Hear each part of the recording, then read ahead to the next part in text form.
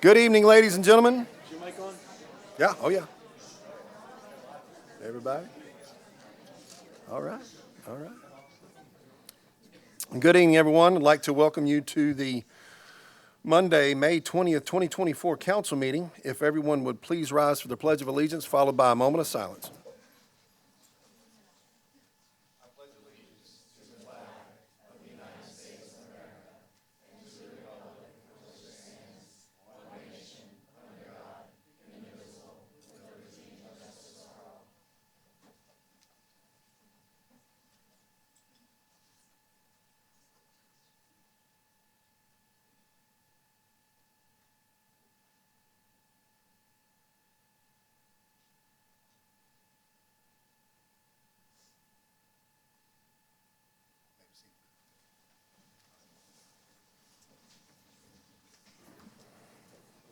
Okay.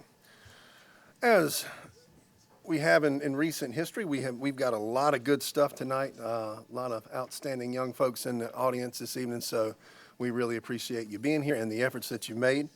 So I'm going to come down to the podium and we'll do the proclamation.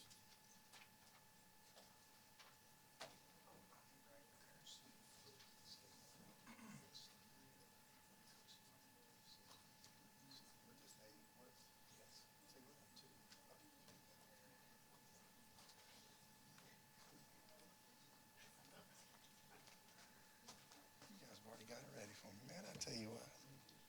All right. Okay. Our first proclamation is recognizing May 20th through May 26th as National Safe Boating Week. Whereas in 1958, Congress approved a joint resolution requesting that the President of the United States annually proclaim the 7-day period before Memorial Day weekend as National Safe Boating Week. In recognition of this importance of safe boating practices, whereas the City of Tega Cay is uniquely situated on Lake Wylie and the Catawba River, with the opportunity for the community to use some type of boating vessel on either waterway. Whereas the City Council of the City of Tega Cay urged the community to reach out to the Civilian Coast Guard Auxiliary as they provide safety courses and can examine boats for free and tell the owners how to improve their safety. And whereas the City Council and City of Tega Cay recommends boaters utilize life jackets, watch weather forecasts, have emergency communication devices on board, and boat sober while enjoying the waterways. Now, therefore, be it proclaimed that the Mayor and Council of the City of Tega Cay, duly assembled, do hereby recognize May 20th through May 26th as National Safe Boating Week, and thank the courageous members of the United States Coast Guard, along with the federal, state, tribal, and local partners who sacrifice to protect our boaters and help rescue those in need. Chief.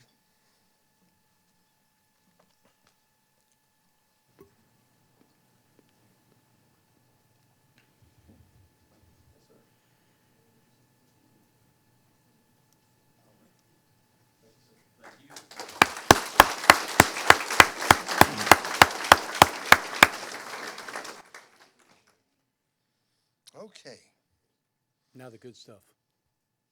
That's great stuff. Everybody needs to be safe on those waterways this year. All right. Now the really good stuff. This is a proclamation recognizing the Fort Mill High School girls lacrosse team as the 5A Upper State champions. Woo! All right, all right.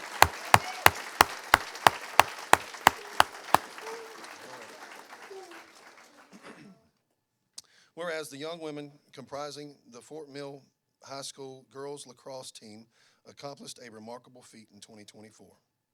Whereas on April 22nd, 2024, these young women defeated J.L. Mann High School by a score of 10-9 in OT to win the 5A Upper State Championships.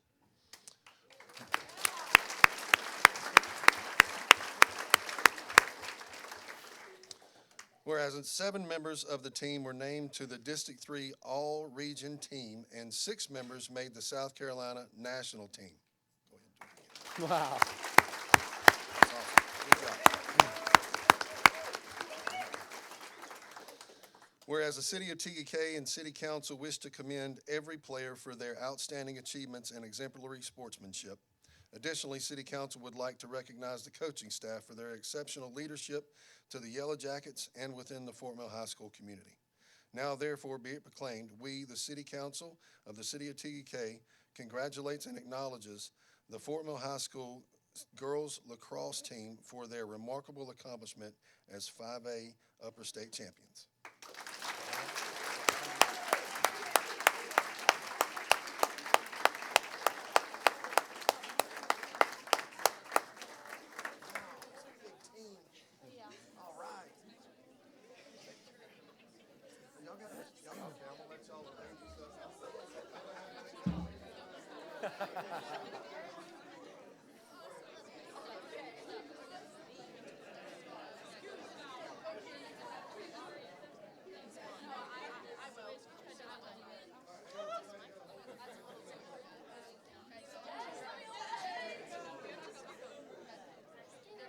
Yeah, we'll get out of that picture.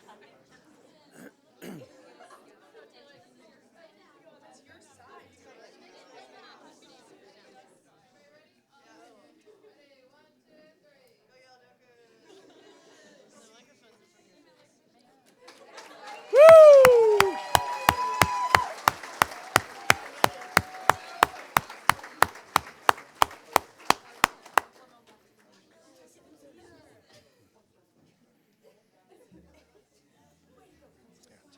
Let me give you a little room there. Don't want to be crappy. Hey, Mr. Mayor, just want to acknowledge that some of those girls are pretty good pickleball players. Good to know. Thought I'd throw that out there. All right, so I'm just going to throw it out there.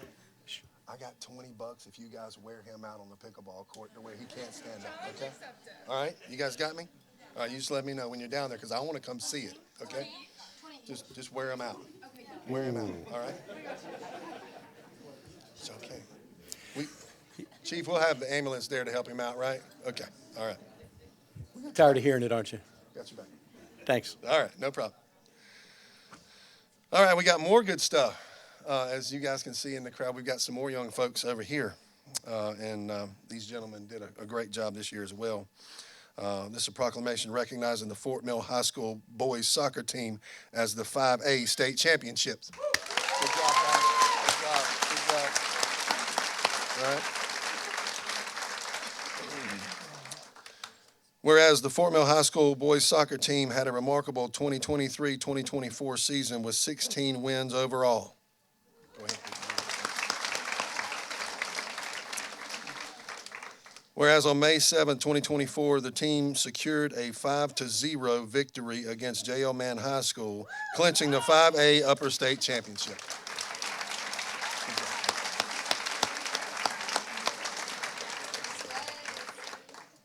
Whereas on May 10, 2024, after a 3-0 victory in a penalty kicks against Stratford High School following a 2-2 tie in regulation time, these young men achieved the title of 5A state champions.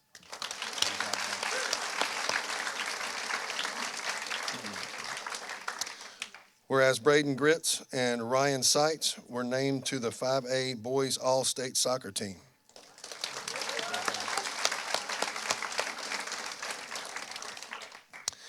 Whereas the City Council and City of Tega Cay commend the accomplishments and sportsmanship of each player and recognize the coaching staff for their leadership to the Yellow Jackets as well as the Fort Mill High School community. Now, therefore, be it proclaimed, we, the City Council of the City of Tega Cay, congratulate the Fort Mill High School boys soccer team for their achievement of becoming the 5A state champions.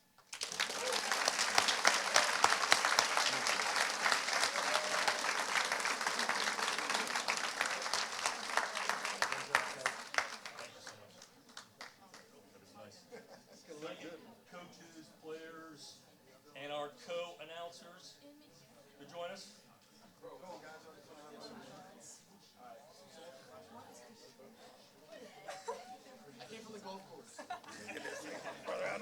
I want to say something. Absolutely.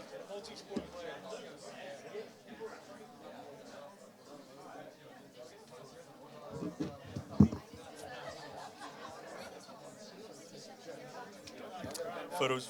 All right.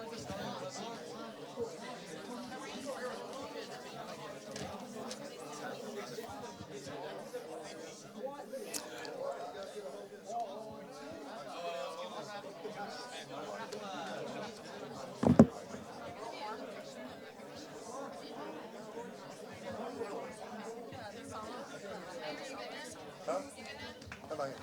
Does that work?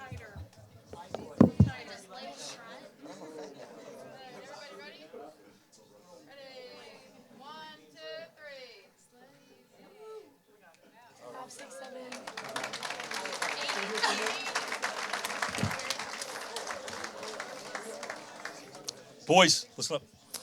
TK Council, thank you so much for having us. I want to say first to the TK community, thank you for the excellent support of having an awesome rec program. Most of these boys started here. I started here as a rec coach, and so it's great to see the kids thrive. TK businesses, we want to say thank you to Danny's Pizza for their generosity and support. Thank you to Collective Chiropractor, our own Dr. Ian Orr, volunteer coach. Thank you for all the help. This team had tremendous talent, led by great coaches. They fought through adversity, overcame challenge after challenge, and remained tight as a group. I'm happy to say they won. It's an accomplishment that they'll carry for the rest of their lives.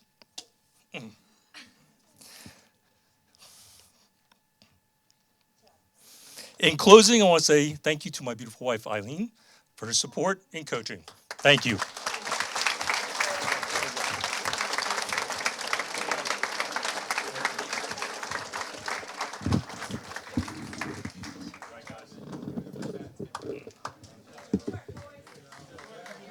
Great job, Coach.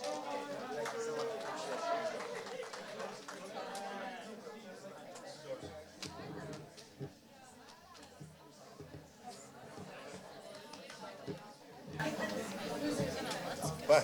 Oh, we got one more. That's right. That's right. That's right.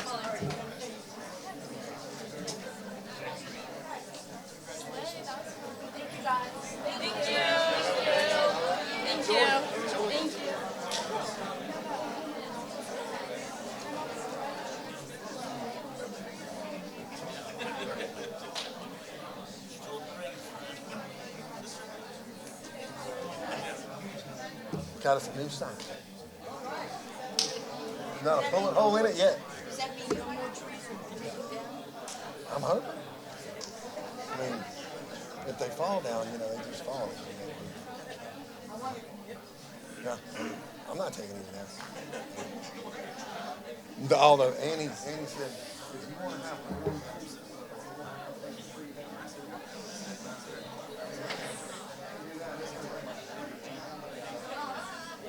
gotta have my shade. I don't want my skin getting all bad. I got one of those. You tell me. I wanted to stay, but I got a thing. Got a thing. Good to see you.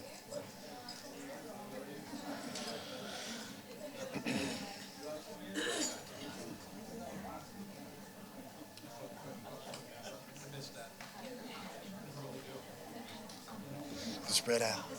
Unbuckle your seatbelt. Take a load off.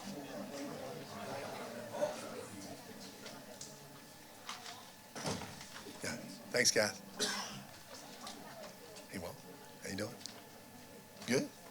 Yeah.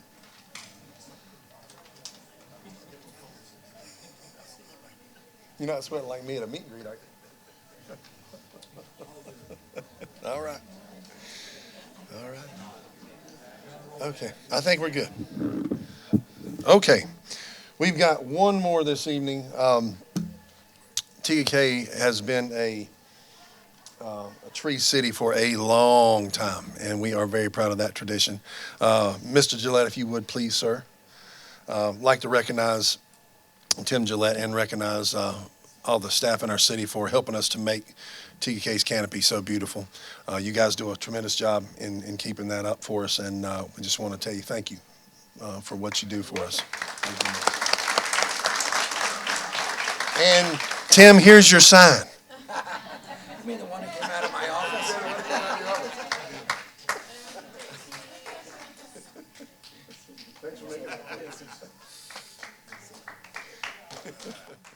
Okay. Okay, we good? Let me turn it back around? Got the shoulder, man. I'll knock you out. That's fine. That's fine. You're good. We're good. Let's come on. Just press that button and it'll advance through your slides. Okay? Thank you. Yep. And that's returned when I mess up. Yep. Thank you. Good evening. Good evening. Test 2, 3. Yes, thank you. Thank you. Good evening. I am Liz Duda. I'm here on behalf of the Bike Ped Coalition of York County, and I'm shocked that the students left now that I'm presenting the Fort Mill High School area walkability study. But thank you very much for having me here today to present this to you. This was done in conjunction with Holspire, York County, and South Carolina DHEC. We had people, residents come to us, residents of Fort Mill and York County, come to the Bike Ped Coalition of York County meeting to say that they wanted to make sure that to get safer walking and rolling to Fort Mill High School. So that's what brought this issue to our attention. Right now, we are presenting the findings of our walkability study to the various stakeholders. You can see a list on there of presentations that we are making. So far, we have presented it to the Rock Hill Fort Mill Area Transportation Study Municipal Planning Organization Policy Committee, on which Mayor Gray is a representative, so you've seen this before. We the Fort Mill High School School Improvement Council has seen it. And the Fort Mill School District Board will be presented it in June by the administrators who did the walkability study with us. So a point being that there's a lot of stakeholders. The reason that it seems to be it's of interest to the City of Tega Cay, although the school is not in the City of Tega Cay, our children attend Fort Mill High School. And it's in the best interest of our students who attend Fort Mill High School to have safe areas, safe roads on which to walk and roll, bike to school. So that's some of the background on this. And this gained in importance recently with the killing of the Fort Mill Middle School, Fort Mill Elementary School crossing guard Stanley Brucker. You're also aware in 2020 there was a 14-year-old Brian Arkovsky who was killed outside of Pleasant Knoll Elementary School, Pleasant Knoll Middle School in the crosswalk. We're aware of 2 students in outside of Tega Cay Elementary School since 2018 who have been hit on their scooters, so we know this is critically important. So not just because all of our grandparents walked over 3 miles to school in the sleet and the rain and the snow, and not just because of that. So our grandparents did it, we can do it, but it's also important for our safety. But here, what we can do, although it's not under Tega Cay purview, you can't. There are steps in here that we can be doing. So there are findings. This report will point out what we saw and make some recommendations. What the City of Tega Cay can do, residents can do. You can speak up. You can support the positive change, and there are some follow-ups that anyone could volunteer for. So I'll point those out as we go through here. So there is a full report that was dated March 11th, 2024 that you folks received. If anybody else would like a copy of it, let me know. What I'm presenting today is the high-level recommendations, and this is a 24-page report with the detailed findings and recommendations in it. So I will point out this is a picture up there of outside of Fort Mill High School. That's the Harris Road exit, so it's behind the high school, how to say this. So that's one of the exits that kids leave walking out of. If you take a right, that's the road that they're walking along. You can see there's no sidewalk, no shoulder. So that's one of the exits that students depart the high school walking on. Again, Harris Road. So what is a walkability study? We walked around and looked for ways that the roads could be safer for pedestrians, for bicyclists, for walking and rolling to school. So it was a group of people. Our goal was to identify concerns and ways to make it safer. We wanted to encourage the implementation of policies, practices, and the built environment to make it safer for students and community members of all ages and abilities. And to get there, we would like to foster collaboration, and I'll be pointing out it requires action and accountability by multiple partners, as I pointed out before and point out again. This picture up here is of the Munn Road exit from behind Fort Mill High School. This is the side outside of the school gym. There's another, and there's a parking lot there. The other side of that parking lot, just a little further down, is the football stadium, so that's another exit. And we checked out both of those when we walked Munn Road. So next slide, I tell myself to shift slides. How we got here. So as I pointed out earlier, there were parents who came to the Bike Ped Coalition in York County, but also they went to RFATS, they went to the town of Fort Mill. I think they presented to York County and the school district, and they said, please help us so that our children can walk and ride bikes safely to Fort Mill High School. As we researched it, it turned out that teachers have been pointing this out for years, and you can see in the walkability study we've got interaction between the school board, school district responding to teacher pleas for making it safer for the kids to walk in school. So the coalition that I'm a part of, Bike Ped Coalition, partnered with DHEC and Holspire to lead this walkability study. We have hosted them in the past. We've done them in Clover, Rock Hill, York, and then you may recall we did it in Tega Cay when the all-inclusive playground was being established. We had a walkability study in that area to try to make it safer for people of all abilities to access that trailhead park. And so then we took, as we were researching it, we got input from the parents, we got input from the Fort Mill High School administration, school community, the cross-country and track coach, and we got more input from York County planners into opportunities and obstacles. So we considered everybody's input when we were planning out how to perform this, how to do the walkability study and what to consider. So the area that we looked at all 5 state roads, so they're all SC Department of Transportation roads. That's the area. We did 4 routes, so we had 4 groups of people walking along the routes that are shown up there. One, the Munn Road, that's the group I walked. We walked from Harris Street to over to the Harris Road over to the 160, and that passed by the school gym, that passes by the auditorium, and then there's commercial property, there's apartment houses, so the Peachtree Place apartments were along that road, so there's a lot going on that road. There's a partial sidewalk on that road, so if you leave the exit that was shown in that other picture and you take a right, there's a sidewalk in that direction, there's not a sidewalk in the other direction, and it's only on one side of the road. And one thing we saw was a bicyclist came out of the school gym side and rode his bike along the middle of the road until it became safe to cross over to the sidewalk, or until he chose to cross over to the sidewalk. So that's what we did. Munn Road, we did, leaving the school, we did Harris Road, so it goes down to Highway 21 and all the way up to Sutton Road. And then a group turned off to the right and checked out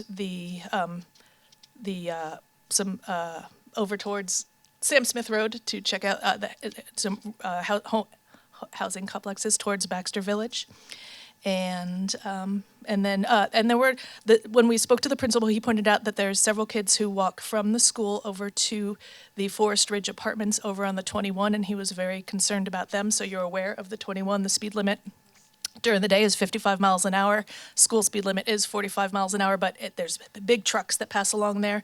So he was concerned about that. So we added in a walk over to the Forest Ridge Apartments to see what we could see, what recommendations we could make, and we had so we have some takeaways from that. And these are critical routes here in York County. Something to point out is this is a congestion point that impacts different areas. So crossing guards pointed out, back up.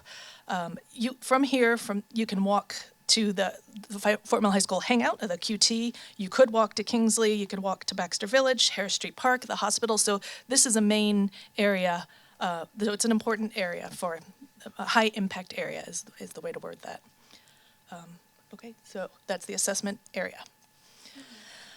Participants, we had a fantastic group of people that participated. We had agencies, we had different groups from the Fort Mill School District, We had elected officials. I mentioned the community coalitions. We had the Sheriff's Department, Town of Fort Mill Police Department walking with us. The school resource officer had input into it.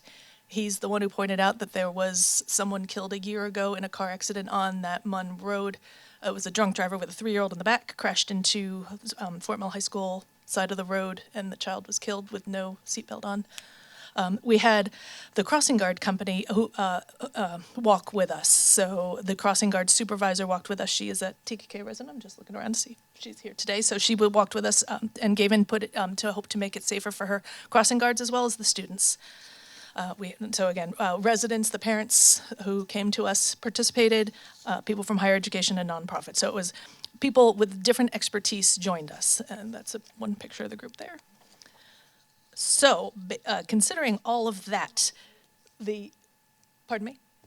Oh, sorry. So considering all of that, the first recommendation is we had all of those groups get together and walk with us. We encourage all of the entities to continue to collaborate to make the area, the school, the surrounding neighborhood safely walkable and rollable. That's the first one.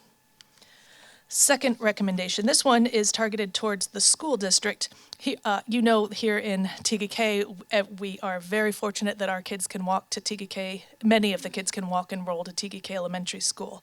We encourage the Fort Mill School District to set target numbers for students regularly walking and rolling to school. Here's what I think to be an impactful number. There are 2,000 students who attend Fort Mill High School. 1,000 of them live within 1 mile, and 200 live within half a mile of the school. So 50% of the students live within a mile of the school. Nobody is zoned to walk to school. Every single student is zoned to get a bus to school because none of the neighborhoods are considered safe to walk and bike to school. So think about, it could be, if kids could walk to school, then the buses would be freed up, then our bus schedules wouldn't be so impacted. Those of us who have kids in the Fort Mill School District, maybe we could get up at 7 instead of 6 in the mornings if we had the buses. So this, getting more kids to be able to walk to school has an impact on a benefit to those kids walking to school, but it's got a broader externality too of benefits. Pictures, so that is these are both Munn Road again. And you can see there is a crossing guard on Munn Road in the afternoons. So that's the students pull out of that parking lot there on the right. And that's a kid who took a left out of the school towards Harris Road. So there's no sidewalk there. Okay, so good numbers. This one, recommendations 3 and 4. These are shorter term fixes.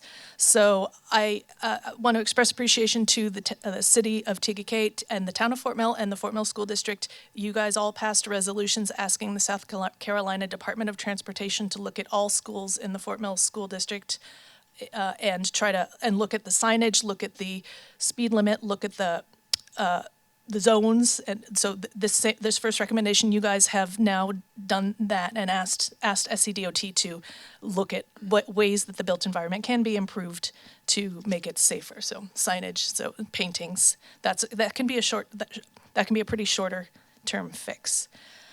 Another shorter term fix, along Harris Road, you can see the pictures on the bottom. We found that, and this is also feedback from the Fort Mill High School athletic director, that he sees kids walking underneath that bridge in the mornings and it's dark. And so we agree we would like to see lighting under there. Somebody could clear that out. And there's a ditch there by the side. You can see somebody walking on the edge could fall into that ditch. You saw a picture of the people, how they had to walk on the edge of the road. They could fall into this ditch. So somebody in the short term could clean the debris and address that ditch. So the first recommendation would be SCDOT. The second one, I don't know. Somebody could head that up. I don't know exactly who does all of these, but somebody besides SCDOT could do it. A town person could lead it up. Okay, so moving on. Recommendation number 5. This one is over, I would say, the medium term. I talked about how the principal was worried about kids walking on Highway 21. we saw that when kids left, you can see the picture on the left, that's the same exit from the very first picture where people were walking along the right. That's the exact same exit. Kids walk directly across the street there and go home along that Epps Road. And it leads to the Forest Ridge Apartments in the back behind there. So instead of walking along the 21, they are generally, what we saw, they were walking along that Epps Road. So we suggest that that route get formalized because it does seem safer than walking along the 21. So a crosswalk could be put in there, and check out reducing the speed limit. So SCDOT, that would have to check out reducing the speed limit. And Mayor Gray has pointed out there could be LED lighting. There could be median pedestrian refuge islands placed in some of these places. So a spot, if there's cars coming, a spot to set yourself on between the two sides of the road. And so explore other traffic calming areas. So that's to get across the street. And then once on Epps Road, there's no straight entrance into the back of the apartments. You have to either crawl through the fence or hop the fence in those two spots. So somebody could take it upon themselves to work with the property owner to add a formal entry into the Forest Ridge Apartments. And then SCDOT could add street lighting. So that's one that that Epps Road one is one that anybody could take on working with the property owner. Moving on to recommendation number 6. This one is a little longer term. This one is specifically looking at Munn Road. Look at how to make it safer along Munn Road. So this is where the crosswalk is, where the inexperienced drivers park. So I'm calling these kids inexperienced drivers. That's a way to put it. So they're driving on the road. So how to make it safer for them. So look at ways to enhance the built environment. Again, something that I noticed, the second entrance is not part of that special schools zone, so you don't have to reduce your speed over by the football stadium. It's a higher speed there, so I encourage SCDOT to increase the area for the special school zone. And that would be the proclamation that you guys did, that would be asking SCDOT to look at that. They should look at that. Okay, and this is another one on the far right. That's one that somebody else could take on. Somebody can just walk out there and clean up that sidewalk, trim that bush. That's the one that kids walk along to get home to the right, to the apartments to the right towards Highway 160. Okay. Just two more. This is the last slide of recommendations. This one is the longest term one. This one requires planning, funding, working with multiple constituents. This is looking at bike lanes, multi-use pathways, sidewalks. So seeing where bike lanes, where these things could be put in. We did find a good spot on the school grounds where a multi-use path along Munn Road could be put from Harris Road to the school, and then somebody else would have to, SCDOT, somebody would have to champion it being put all the way down to the 160. It could be on the road with barriers on the rest of it, or it could be on private property. So this is the longer term possibility. Yep, and then there's some. We found a couple of other We found one other alternate pathways for this route here. So this is one that I don't know who would take that up, but looking at who is the property owner to get kids safely home on Sam Smith Road. Okay, so all right. So there's other recommendations, but we don't need to go over each one. Okay, so takeaways. So takeaways that you guys aren't looking at, but I am, is so students and community members need to be safe when they're walking, running, and rolling to, from, and around school. If half of the students living within 1 mile of the school could walk and roll safely to and from the school, this could reduce recurring traffic congestion and improve air quality. And these safety, recurring traffic congestion, air quality are all crucial considerations for this high-impact location by Kingsley, Baxter Village, Piedmont Hospital, Peach Stand, Harris Street Park, Walter Elijah Park, I-7721 at 160 Sutton Road. Improving the built environment around the school could enhance the safety and recurring traffic congestion, air quality. And then we encourage everybody to continue to collaborate. So with the school district, municipalities, county, state, developers, neighborhoods, community members. One other for consideration for a municipality is to require municipalities, and I'm operating on memory on this, require developers to look at the road, to make sure that they're putting in pedestrian and bicycle safe bike ped areas, so the built environment when they're building the community. So I think that I know that you already do that, but I'm not sure if there's a formal rule in place for that. So that's a recommendation for a municipality. The appendices are just describing why safe routes to school are so important. Also, there's a national safe routes to school group. They allocate funds to the states. As South Carolina disbanded the South Carolina Safe Routes to School program a few years ago. And they're the ones who got us started on, they supported some efforts that we did around Tega Cay Elementary School. They supported the South Carolina Safe Routes to School, supported our walkability study, did some other things. So we do find benefit from the Safe Routes to School. So we do hope that SCDOT will reinstate Safe Routes to School. And that was my daughter at Tega Cay Elementary School, you guys recognize. And then another walk to school day at Tega Cay Elementary School. So many benefits to people being able to walk and roll safely to school, community, environmental, health. So many good things about it. So if you have any questions, I welcome them.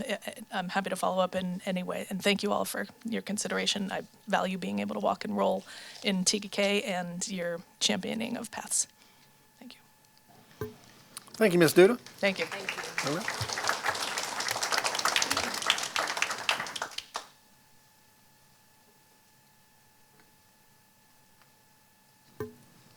Okay, that will bring us to public comments. Joyce Clark. And as always, if you would please state your name and your address, please. Joyce Clark, 3026 Point Clear. I'm here on behalf of people who live alone. One of our great fears is that we're going to fall down and it's going to take somebody 3 days to find us. I come from a town in Illinois where they used to call my mother at like 8:30 every morning, and all you do is you pick up the phone and you hang it back up, and that means you're okay. And if you're not okay, they'll come and get you. I understand we have a phone system. What we need is a person to coordinate people who live alone that could call and set up the time.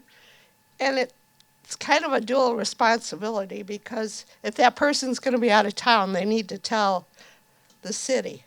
But that's the only hang-up I can think of. So now they've called and we're all okay, right? Or we're not okay, and somebody calls Chief Hasty to come over, or the police department, and the way in is through a lockbox. Have you guys seen these? You put it on your front door, and only the police or the firemen can get in. So they don't have to break down your door. And Chief Hasty said it's cheaper than new doors. So if you want one of these, you just go to the fire department and you buy one and install it, and they have a code to get into yours. So that's the second part of my Hello program. As I checked into this, I found out there are 80 of these in use in Tega Cay already, most of them in businesses, some in townhouses, but everybody needs to know about these things. Seniors that I've met, and just people will say, oh, that happened to my uncle. He laid on the floor for 3 days or whatever. We really need to help people. We'll get over the deer. We'll just be nice to each other. So we need to publicize what we have. The police department calls people between 9 and 1 o'clock on Tuesday and Thursday. God forbid, 1:15 on Thursday, you fall down, you gotta wait till next Tuesday to get picked up. So, okay, that's why I'm here. I have no vested interest other than I would like somebody to call and say, are you okay? Or let me have that opportunity. And I think we have a lot of people who live alone in Tega Cay. So Thank you. Thank you, Ms. Clark.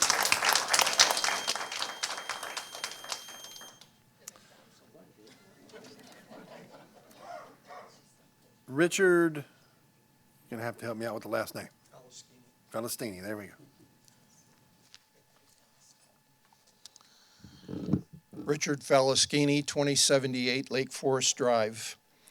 Thank you for the opportunity to express my opinion regarding the recent deer survey.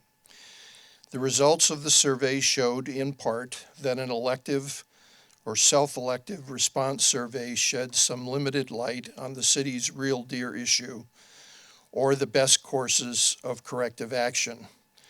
The respondents in this survey are as divided in their opinions as previous surveys have shown. Moreover, this survey had a particular deficiency because it did not directly link the nuisance or damage factor of the deer to those residents who actually and regularly have deer on their property versus residents who love or enjoy deer irrespective of whether deer are on or near their property. This deficiency makes this survey somewhat limited in its value and even somewhat counterproductive. The question for the City Council, I believe, is not really whether residents love deer or not, but how the city manages a suburban deer population and stops or significantly reduces vehicular accidents and the reported damage to personal property and the local ecosystem. The corrective action needed here will not be solved by the opinions of the residents, including my own opinion. Corrective action must be taken by the council, informed by wildlife management experts, and as reported in exhaustive studies on the matter, such as Methods for Managing Deer in Populated Areas that was published in August 2018 and was a product of the Human Wildlife Conflicts Working Group sponsored by the Association of Fish and Wildlife Agencies. There are many studies and many experts that have written on this matter, and we have already had some of those experts present their assessment and recommendations to council. Many diverse communities across the United States and Canada have already taken action. We do not need to reinvent the wheel here. We do need well-informed action. It's not so difficult to determine what to do to control the suburban deer population that is already at steady state. Some population control methods work. Many studies show that. The difficulty in our case, where the population is already well out of control, is determining how drastic the initial step needs to be. For the record, I recommend darting and euthanizing approximately 1/3 of the herd and getting that over with as soon as possible, and then controlling the population going forward with sterilization and lethal culling. That is likely the most cost-effective approach and the most humane approach for the herd. And also, for the record, I am a deer lover. Thank you. Thank you, sir. Alicia Formato.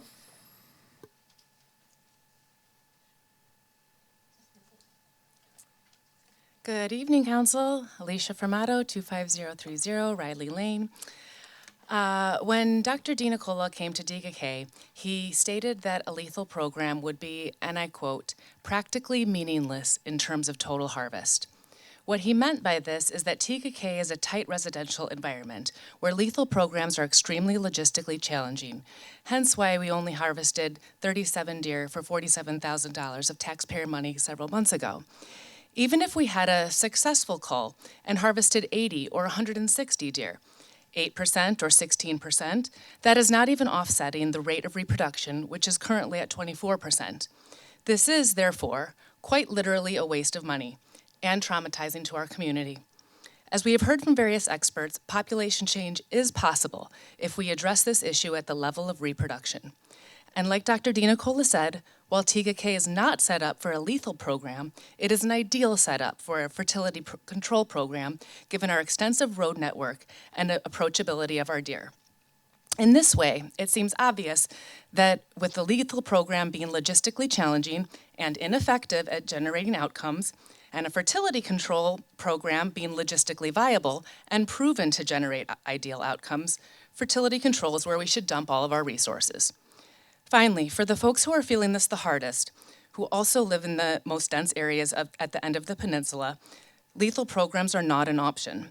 For these folks, a fertility program is the only option, but it will take several seasons to feel relief.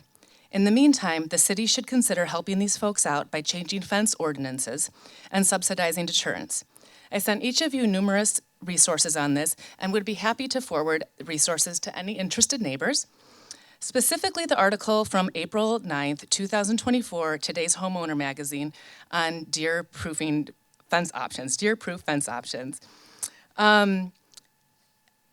Just to respond to the gentleman who just spoke before me, euthanasia is not allowed by the DNR in the state, so that is not an option for us. So I think the council will be getting into the particularities of what options are legal in our state.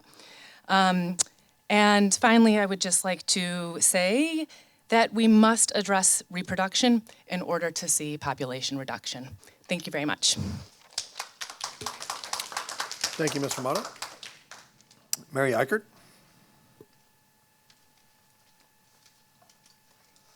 Hi guys, Mary Eichert. I live on Molokai Extension, and forgive me, my printer broke, so I'm reading from half paper, half phone. So I'm here tonight to share my thoughts on the various deer management options currently being considered for Tega Cay. I would like to acknowledge, once again, thank you all for initiating a survey. I know most of you were supportive of doing that. I think it was a good job overall, so thank you for taking the initiative there. A few key points. It shows really no mind-blowing surprises. It shows exactly where in Tega Cay most of the concerns are coming from. It showed that majority of these people definitely want some type of deer management program going forward, which is fair. And it shows that overall, people are still pretty divided on this. Clearly, the survey will be a helpful tool for you all going forward, but once again, still shows we're a community pretty divided. As you all know, my position is and always will be advocating for non-lethal deer management. Y'all tried culling, it did not work. The challenges that lie within Tega Cay, the density, the marginalized shooting zones, combined with the state's law of only 80 deer, or a maximum of 160 deer, will never get you results. We know this. I encourage you to consider this. Why would we spend the tax dollars of Tega Cay residents to cull some deer when it won't move the needle and it offers a minimal return on investment? This has always been a social issue. It's not a biological issue. Most of the survey complaints were about landscaping and plants, and again, I believe that to be fair, but as Dr. DiNicola pointed out in February, killing 160 deer here accomplishes nothing. I now encourage you all to concentrate on alternate strategies. It's crucial to start by addressing reproduction and fawn reduction. Surgical sterilization and darting with fertility control are both safe, more humane, and more cost-effective options that can provide meaningful, sustainable, and long-term results. We already have the support from SCDNR to initiate a non-lethal deer management program with no limits on the number of deer we can treat, unlike the restrictions on culling. Additionally, the survey results did indicate more residents in Tega Cay were okay with non-lethal methods performed on their property versus lethal ones, suggesting a strong community support for this approach. What stuck out to me the most when Dr. DiNicola spoke about sterilization is it's permanent. The deer are handled once, it's done. The deer will never have to be touched again. No more babies. Lastly, I want to touch on cost as I slowly run out of time. I know that is the biggest thing that you all have to take into consideration. The survey showed most people comfortable spending between $100,000 and $200,000 as preferred preference. Sterilization would cost roughly around $130,000 each year to treat 100 females. That seems reasonable within the budget. I believe it was $160,000 for wildlife management allocated for 2024. And I'm going to run out of time, so thank you. Thank you, Ms. Eichert. Stephanie Kessel.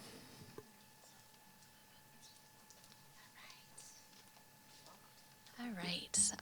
Thank you all. I'm Stephanie, and I live up on Riley Lane. And then as I was reviewing the insights from the survey, I couldn't help but think back about the info beyond the survey that we have gathered over these last few months together.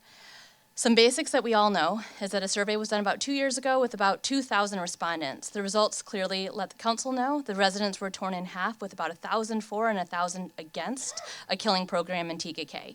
Council still chose to bring in sharpshooters to target and kill up to 160 adult female does, with the hope that doing something was better than doing nothing. However, during the 2 weeks of culling, instead of 160 adult does, 37 deer were killed, and a little less than that were not even female. Ultimately, $30,000 plus did not result in a long-term deer reduction. So that brings us to now. Tega Cay has roughly 1,100 registered voters and about 1,100 residents completed today's survey. So in other words, 1 in every 10, or 10% of all the residents took the 10 minutes to fill out the survey. Of that, about 450, or 4.5% of those that responded, feel negative about the deer. While it would have been great to have more respondents, it is still important to note that 9 out of 10 residents did not take the survey. This low number should not be ignored. This info may be a signal to council that despite some of us, including me, believe that, the deer are a top priority, and this might not be the case.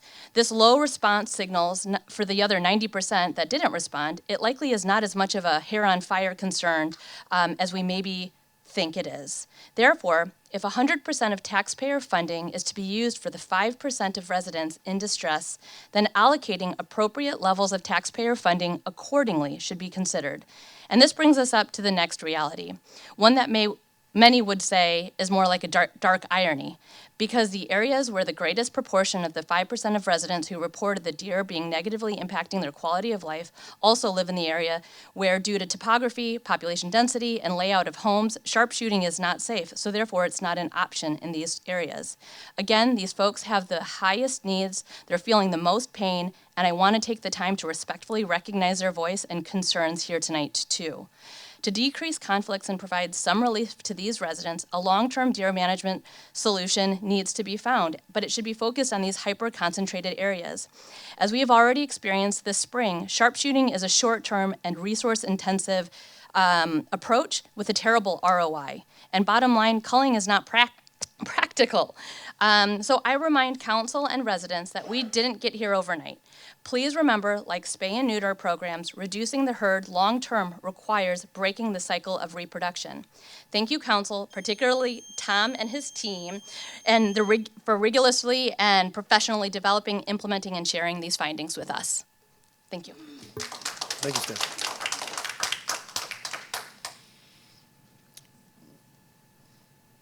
Where'd Liz go? Okay, Liz is not here. Liz just left. Okay. Okay, that will conclude our public comments. That would bring us to the approval of minutes. Do I have a motion? Mr. Mayor, members of council, I'd like to make a motion to approve the minutes from the last April 15th council meeting with the amendment of the notes discussed among council and shared with staff today. Is that appropriate? Okay.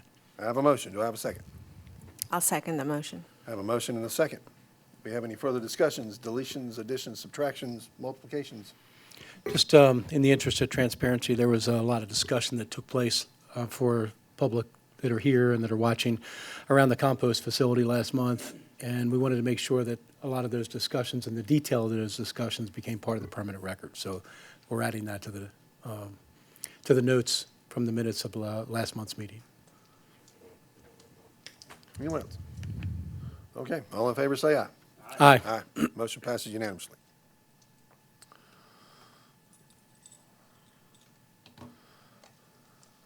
Okay. Our committee reports. We have the EDC. Yes, sir. Mr. Mayor, members of council, the EDC met on April 22nd and May 16th. Excuse me. During those meetings, there was much discussion about seeking feedback from area businesses, current businesses, businesses that used to be in Tega Cay and had left for some reason, and businesses that potentially could come to Tega Cay, and getting some feedback from them on why do you like to do business here, why don't you do business here anymore, and why would you potentially do business in Tega Cay? Each of the members of the EDC took on a challenge to contact specific businesses in the area, in the surrounding area, and also within the city limits of Tega Cay to communicate with them and survey them. They also are planning to have a Tega Cay Business Connect event to encourage more businesses, local and regional businesses to the area. Of course, with the growth of Main Street coming, they want to make sure that we're ahead of that and working with our partners there, developing the area. And they will be scheduling that business contact event sometime in June. Just make sure that I didn't miss anything for you guys.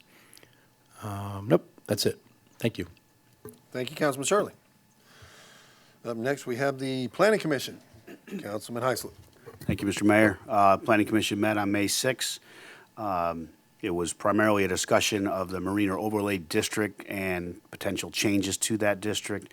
The meeting started, Ms. Kathy Masters, previous planning commissioner, gave a history of the Marina District, when it was created and why. The commission then discussed the outdoor seating requirements currently being 200 feet from a residential property line. They looked at the, I lost my notes here, the outdoor live music and the multi-family areas of the, that are currently inside the zoning of the Marina Overlay District. Again, no decisions made, just a discussion. They talked, they're going to continue to discuss and come up with ideas, and then they're going to bring a plan to us with a recommendation on if they have any recommended changes to the Marina Overlay District. They closed by discussing assigning liaisons to the Fort Mill Planning Commission, the York County Planning Commission, and the Fort Mill School Board. And lastly, they asked me to present to all of you, is there anything else, any other guidance council wants Planning Commission to look at? Don't have to decide now, but if you think of anything, let me know. I can take it to them, or we can, cover it at the next meeting. But this is their main topic right now of discussion, unless something comes to them. So if there's anything else we want them to look at, they asked us to let them know. That's it. Thank you, Councilman Heislip. Okay.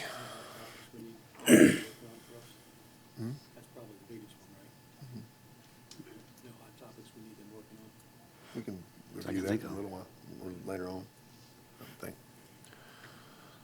Okay. Bring us to the second reading of its ordinance 593, an ordinance amending the fiscal year 2023-2024 budget as it relates to the Park and Rec fee schedule. This is the second and final reading of this ordinance. The fee changes include increasing the fee for a non-resident parking decal to $200 and adding an additional $30 per participant per sport fee for non-York County residents. Do I have a motion? I motion to approve the second reading of Ordinance 593, an ordinance amending the fiscal year 23-24 budgets as it relates to the Parks and Recreation fee schedule. Second. Have a motion and a second. Do we have further discussion? Okay. Well, I'd like to, Carmen, I'd like to tell you I appreciate you bringing this forward as far as the parking decals. Hopefully that's going to help to curb the traffic at Windjammer a little bit. Also, little background here, folks.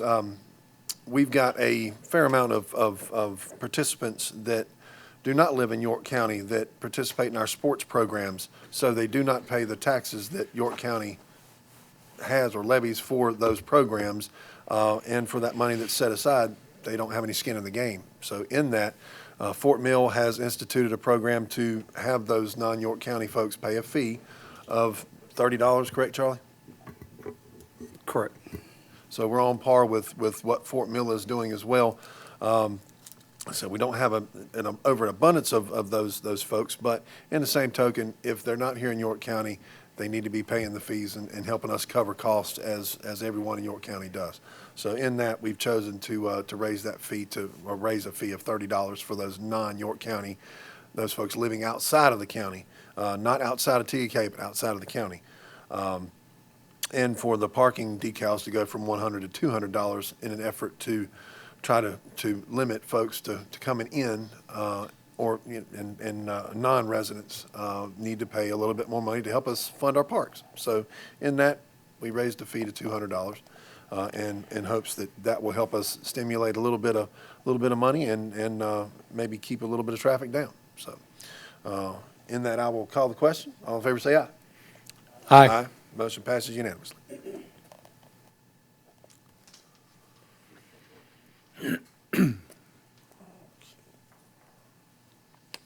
All right. Next item of business is some new business.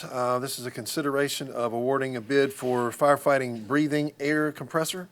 In accordance with the city's procurement code, bids were solicited for the firefighting breathing air compressor. This item is before council to consider awarding that bid. Do I have a motion? Mr. Mayor, members of council, I'd like to make a motion to award the bid for the firefighting breathing air compressor to the Reinhardt Fire Services Pegasus brand in the amount not to exceed $79,000 and authorize the city manager to execute all necessary paperwork. Thank you, sir. I have a motion. Do I have a second? Second. I have a motion and a second. Any discussion? I think that just to clarify that this is something that has come up and it's outside of the budget. If you'd like to just kind of share that. Hello, Chief. Good evening. How are you guys? Good. It is outside of the budget. We had a breathing air compressor. It was purchased in 2017 and put in the building when the building was built, Station 1 was built. And we had a catastrophic failure early in the year. And we went out, tried to get it repaired, and they told us there is no repair for this unit. It's beyond repair. So at that point, we started seeking information and bids, and that came to you guys as a bid process. And you guys have the bid award in front of you. So the process was long. It was hard to get everybody on the same page to bid the same thing, but we did come out with a successful bidder. So for the benefit of those that are here and watching, this is to fill the air tanks so that your firefighters are safe going into buildings, right? It is. That's correct. So it's for the air packs that wear on our back. It's not an air compressor like you would find in your home. It's very specific to what we do. Mm-hmm. And I'll give you an average. So we had the fire the other day. We had 32 firefighters on scene, and we get about 30 minutes a cylinder per firefighter. So a lot of cylinders had to be filled. We had to go to other places to get that done. So it lengthens our time, and to be quite honest with you, it impacts our training. So, excuse me. A lot of our training, we had to modify training since the first of the year because we tried to limit the amount of breathing air that we used because we have to go somewhere else to get those filled. So share a little bit of that with us. I mean, I know what you've been going through since that thing went down. Would you share with the public what you've been doing to try and fill those air tanks? Yeah, so we've had to go to either Riverview or to Fort Mill in order to fill air packs. We use it for everything. So confined space training, live fire training. We do rescue and rescuer training, down firefighter drills, search drills where we go and actually look for people in the building. We have all kinds of things that we do. Most of the jobs that we do, we wear breathing air. And so it's been a challenge. We're getting ready to roll into confined space training, which is a huge air draw for us. So it just impacts us. We have to travel to other places to fill those, which takes our resources out of the city for that time that we have to fill those cylinders and then bring them back. I would imagine by the end of this year, they'd probably spend $79,000 in operating costs trying to get those tanks filled for a year. Right, yeah, exactly. Next time, ask sooner. Well, and I shared with the mayor the other day, we had some challenges. Trying to get everybody to quote the same thing is difficult. Everybody's got a different version of the same thing that does something slightly more unique than the other. So the challenge was trying to get everybody on the same page. Yep, I'm with Councilman Miller. We rarely will skimp on things for safety for you and our fire department, but I know that that's probably competing with what you hear us say a lot, that we don't want to spend any money on anything. Right. So I appreciate your diligence and what you've done so far this year, and Yeah, thank you. I'm going to be glad to vote yes on this. Thank you. We appreciate that. Thank you, Chief. Yes, sir. Appreciate you, sir. Thank you. Do we have any further discussion? All right, I'll call the question. All in favor, say aye. Aye. Motion passes unanimously.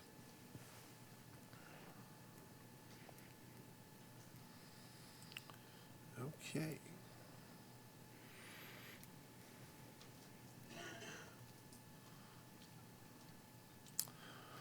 All right, brings us to a little more new business. It's consideration of awarding a bid for the Glennon Center Facility project. In accordance with the city's procurement code, bids were solicited for the Glennon Center Facility project. This item is before council to consider awarding the bid. This project will be funded using GOF operational funds. Do I have a motion? Okay. Mr. Mayor, members of council, I'd like to make a motion to award the bid for the Glennon Center Facility project to TLB of the Carolinas LLC in the amount not to exceed $85,000 from the Gulf Operations Fund. I have a motion. Do I have a second? I'll second it.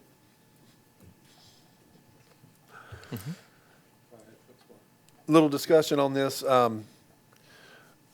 I consider my father one of the most wise men that I've ever met in my life, and my dad always had a saying that, son, your equipment is only as good as you keep it. Our equipment can be the best in the world, but if we let it run down, then we're really not being good stewards of that equipment and being good stewards of those tax dollars that went to build that equipment, the equipment being the Glennon Center. I find this place to be the heart of Tega Cay, and we need to do everything we can to protect it. So in that, we've been trying to, for years and years, we've been trying to put off stuff that needs to be fixed in it, around it and on it, so we can save money. Fortunately, through the help of a lot of good golfers and a lot of folks that like to come down and hang out in Tega Cay and play golf with us, we're able to fund some repairs on this building via our golf funds. So we won't be taking any money out of our reserve fund. We won't be taking any money out of any other kind of trough. But I'd like to say thanks to all the golfers that are helping us redo the place, retool, rethink. And thank you for your money that you spend. Please come spend more money with us. But this is going to help us to give this a facelift on the exterior and do some key things that we've been needing to do for some time on the exterior of the building so that we can keep the heart of TK looking great and functioning as it should for years to come. So, Absolutely agreed. This is one of the jewels of Tega Cay that we have with our Glennon Center and our clubhouse over here. And if you actually really look at it, the outside really does need a facelift, need to be freshened up and look at that, because we want to represent our city really, really well. If the Golf Operations Fund is funded really well and they're making a whole bunch of money, we might as well go ahead and try and use that money in order to give ourselves a nice little facelift for our building. So that's what I think. One thing, we've been talking about this for a couple of years, I know. Not putting out something for bid, but doing repairs and maintenance and, cleaning up Tega Cay, getting the Glennon Center looking nice. I will say, the problem I have with this bid, and you all know I emailed it out, is that it's outside of the budget cycle. I would ask, if this is approved, that it doesn't become a standard practice where we start just spending willy-nilly outside of the budget cycle. I don't know if this is an emergency situation or a contingency where we have to do it this month when we got the budget cycle starting in a month and we could fund it and do it in October. But, again, I say that because we're now pulling money out of the golf fund, which is used to repair the golf course, maintain the golf course. That's why the golf course is so nice. We have the money in reserves in other places. The contingency fund in the budget we could pull from. Again, I'm going to hesitantly vote yes on this, but I would just ask that we do not consider the golf fund as a rainy day fund. Anytime we want to pull money, to start pulling and doing off outside of the normal budget cycle, unless it's something like the fire department, an emergency that needs to be funded right away, and then we use our own reserve fund. So I say that, I just want to let everyone know that's how I feel about this. Man, I can appreciate that. I really can. And I don't want for it to be, this to be something that we just, every time we need a little, we just take out of it. But I will say, in all fairness, we've been talking about this for a long time. And in that, paint doesn't really dry well when it's raining and 50 degrees. So right now we're going into a dry season to where we can get the most out of the material that we put into this building. Should we have set it aside last year and as part of the budget? Possibly. Probably. Should have. Maybe should have. But as far as an emergency, it's not an emergency. It's more of, the way I look at it, it's more of the season that we're in. You don't try to do additions on a house when it's snowing outside. We don't try to open up things on an exterior when you know it's going to be raining all season long. So in that, I think this part of the season of the year, it makes more sense for us to do this kind of a project and to give it a facelift, because your paint's going to stick better. You're not going to get the boards warping. You're not going to get water penetration like you would, say, in October, November, that kind of thing. So that was why I was really wanting to get this taken care of in this season of the year, so that we would have the best results that we could have for the facility in itself. And that's really, my only concern is, I guess in hindsight being 2020, we should have put this in the budget for this year, and it would have already been, we'd be probably working on it right now. Right. So that's all. I think I will share a little bit of the same concerns in that there's not an emergency type of situation, and we are looking at spending money that is not even allocated for this particular expense, just because it's there. Because it's been collected for the golf course use, it's been collected to maintain that golf course. But we're looking at deciding to make an expense and using funds that were never intended to be used in that direction. So I have a concern with setting that type of precedence in how we look at a budget. We're a month, 2 months away from reviewing our next year's budget. So my question is, other than, and I do appreciate you explaining the timing of that, but I have concerns about dipping into money that isn't allocated for that, because it wasn't planned correctly from last year's budget. The other question I have is that in looking at what the bid process is, there's TLB who looks on here like they're the lowest bidder, and they're at $58,000 and change, and the bid request is for up to $85,000. So I'm curious as where that difference is, or is expected to come in. It would be to also include the clubhouse in addition to the Glennon Center to get painted as well. But that's not part of the bid? It wasn't part of the bid. Okay. The original bid where staff was directed was there's rod and wood on the exterior, primarily, I believe, on the rear of this building. When we had gotten pricing on painting a couple of years ago, pricing was coming in at north of $100,000, so we itemized, or had the bids itemized, to try to pick and choose, if you will, what we could afford out of, we have a line item in our HTAX budget for clubhouse, Glennon Center, maintenance and repair. Most of what goes through there is the HVAC maintenance and repair throughout the year. When the bids came in, it was my proposal that we use the golf funds and include the clubhouse to do that, mainly because of where they're sitting financially. They've got almost $2 million in reserves. They're to the good revenue-wise, by about $500,000, a little more. But we could, if council has hesitations on if council is leaning towards awarding the bid, if you want it to come from the city's reserves, it can absolutely do that as well. But the difference between what came in as a bid, and then what we're asking is a not-to-exceed number, is so we can also include the clubhouse as well. And just to kind of go on record too, I absolutely 100% support the maintenance and the updating and the repairs that need to be done for our Glennon Center and the clubhouse area. It's long time overdue. I'm just really hesitant on assigning money that doesn't belong there. I have to agree with Councilman Miller, and I have to say that I agree with a lot of what everyone said here tonight. We have a beautiful asset that needs to be taken care of, and I think that's what the intended goal is here.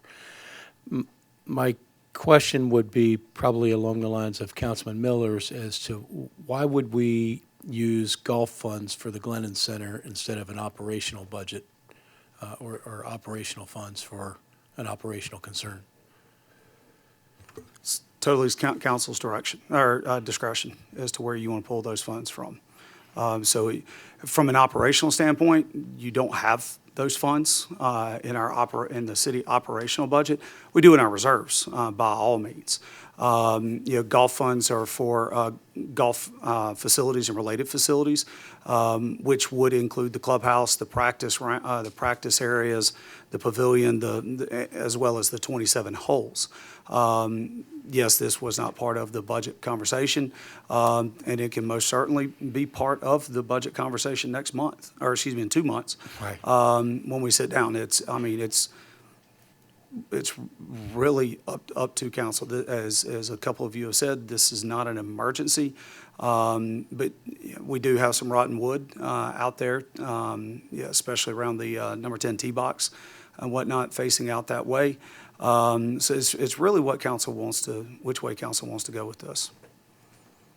And just, I want to be clear because I'd mentioned the golf funds and stuff. The golf funds are still city money. It's not like it's a third party's funds. And That is last correct. year, for the first time, I believe ever, we brought $250,000 over. For this fiscal year, For yes, this sir, fiscal where they're year. helping pay the bond debt, yes, sir. Absolutely. So I just want to make that clear for anybody listening or watching. It's not like this is some third-party random money that we're taking from a golf company. It's still our money. It's just in a different pot of funds that we typically leave alone so that the golf management company can use it to run the golf course. So whether it's taken out of there or whether it's taken from reserves, I think is the same in reality. Because if the golf course got in trouble, we'd have to take money out of reserves to fix it. So. Anyways. And we have. Yeah, so that's why I wanted to That's put the that out. way I look at it, is the golf course has been, for the last 20 years, we've been taking money out of the city to fix the golf course.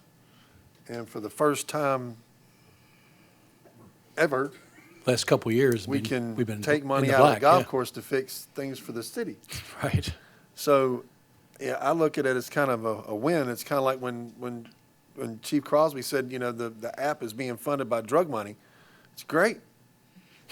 We're not coming out of our pocket to fund something that, or a city, not say our pocket, but a city fund to fund something that we've been paying for years. So, it's, that's why it was my recommendation to take it out of the golf It's like, operational fund. I guess the reality of it is it's not that much different than if I need a refrigerator and it's not in my operating budget in my house, I could take it out of my savings account. Good. It's kind of not too much different than that, I guess, when we look at it that way. But like Councilman Highslip, I'm just concerned about establishing a precedence. I think we should limit the way we do this, and we should look toward the budget for operational things like this as we go forward. But I would agree. But I but think I'm with you. I support taking care of our assets. It's like you said, Brian. It's a jewel of the city, and we want it to look good. And we don't want whatever this expense is. We don't want it to turn into something more down the road because we neglected it. We have further discussion? All right. I'll call the question. All in favor, say aye. Aye. Aye.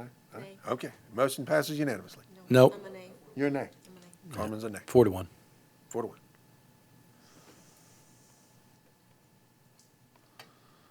Okay.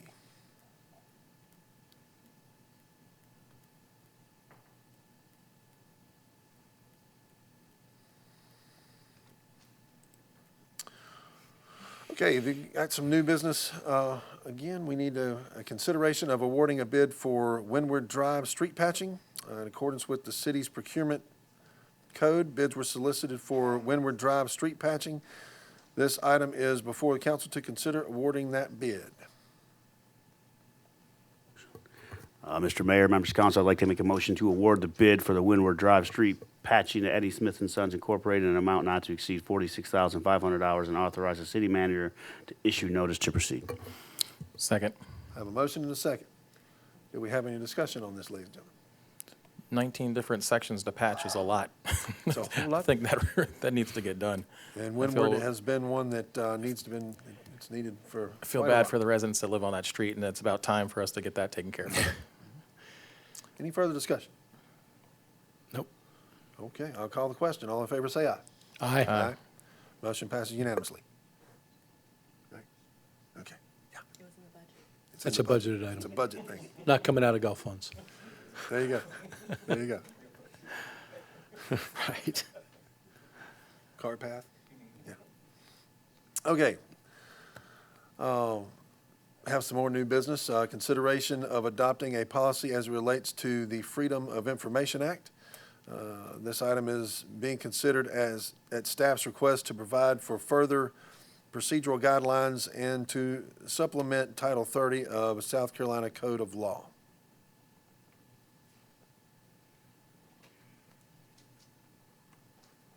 Do I have a motion? Mr. Mayor and members of council, motion to adopt the Freedom of Information Act, FOIA, policy as presented. I have a motion. Do I have a second? Second. Have a motion and a second. Do we have further discussion?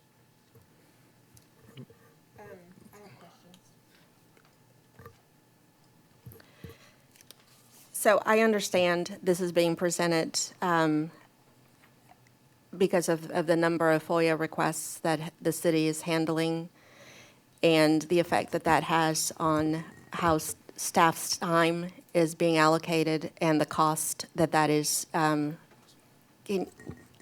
It's not necessarily just the volume of FOIAs coming in. It's really on how we process those. Under state law, we are allowed to charge.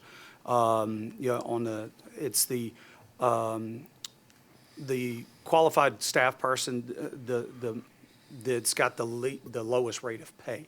So, and that takes some time to process through those. And this is just to help organize and provide some clarity through that process. It also, we run in, it doesn't happen often, but it happens from time to time where, we've got X number of days under state law in which to notify the person whether or not we can fulfill their FOIA request or not, right? Then they have to come in and make payment. And sometimes we don't get that payment for 4 or 5 months, and we've quoted them a particular rate. If they don't come in until after, let's say they make the request in August, but they don't come in and make payment until November, right? Well, that staff person may have gotten a raise at that particular time, so their hourly rate has changed. And we've also run into a couple of issues to where we've made we've provided an initial quote based on number of time that a particular staff member thinks it'll take to pull those records together, should those records exist, and then it takes twice as long. But we've already quoted them, hey, it'll take 4 hours, but it ended up taking 40 hours or something like that. So this allows us to address those things that unfortunately seem to come up a little bit more frequently here recently. Ms. Miller, I would just add that under South Carolina's Freedom of Information Act, you're required to have a FOIA policy. The one that we've had probably for 25 years was one that a litigator who represented mostly media drafted and convinced the municipal association to push it out for municipalities. So that's the one the city adopted, I think, about 25 years ago. It was back in Jeannie Varner's time as a city administrator before we even had city managers. That's been around a long time. At our recent annual municipal attorneys meeting in Columbia where we spend 8 hours hearing about different issues. One of the speakers advised all municipalities to go back and repeal that particular policy and put in one that made more sense. That was the genesis of bringing this back up. How do you address the difference in the possible charge for these? Like you said, somebody could come in and you think it's going to be 4 hours, but then it's 40 hours. How do you not make this become cumbersome and costly when it's supposed to be freedom of information?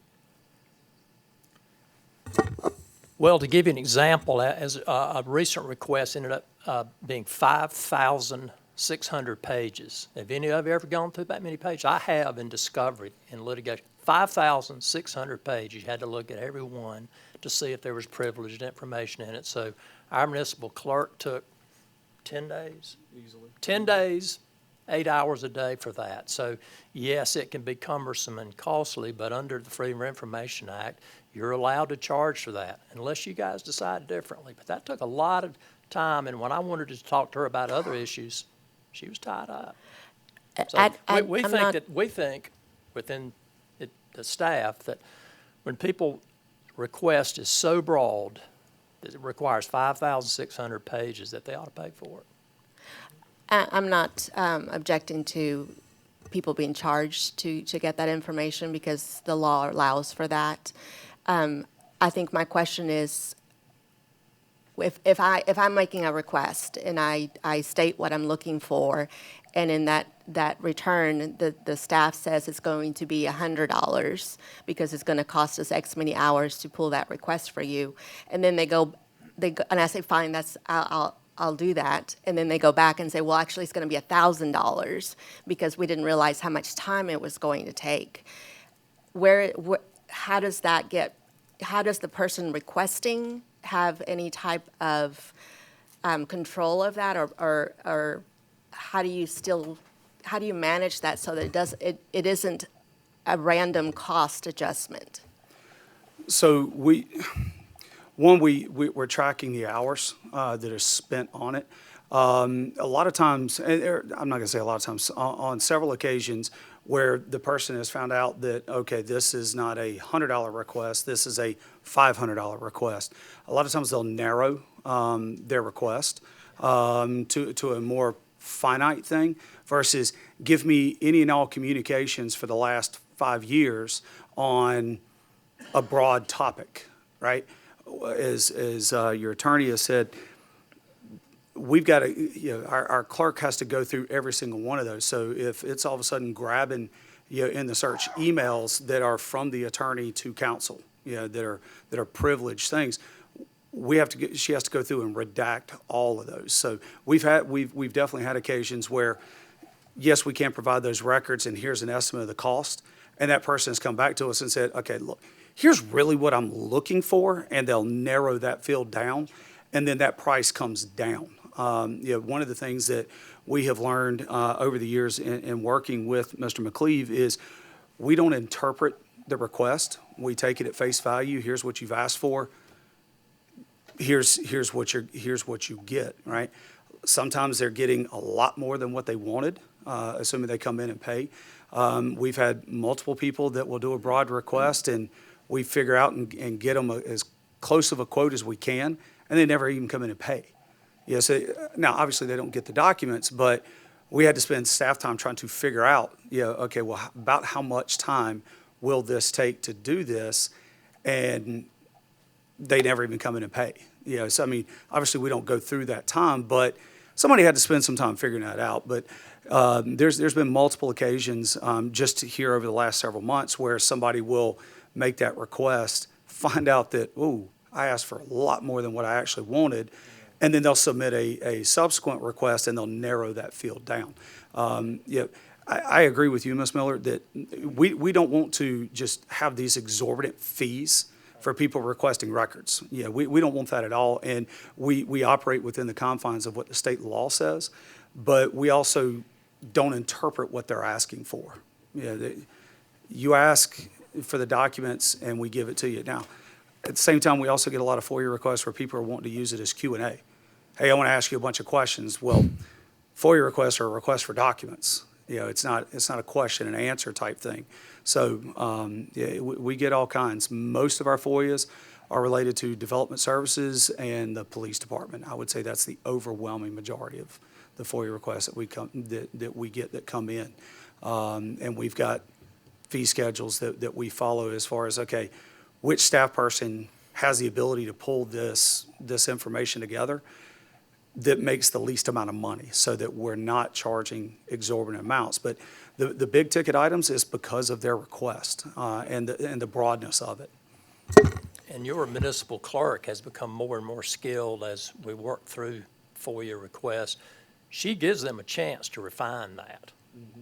And if they refine it, then the cost of search goes down. But a lot of it is very broad, and now it's electronic. To every text ever mentioning the words marina or drive, every email. I mean, so we give them a chance to narrow it down, but at some point it becomes a little bit abusive, 5,600 pages. Yep. Yeah. If I may, I'm sorry, go ahead, No, Carmen. go ahead.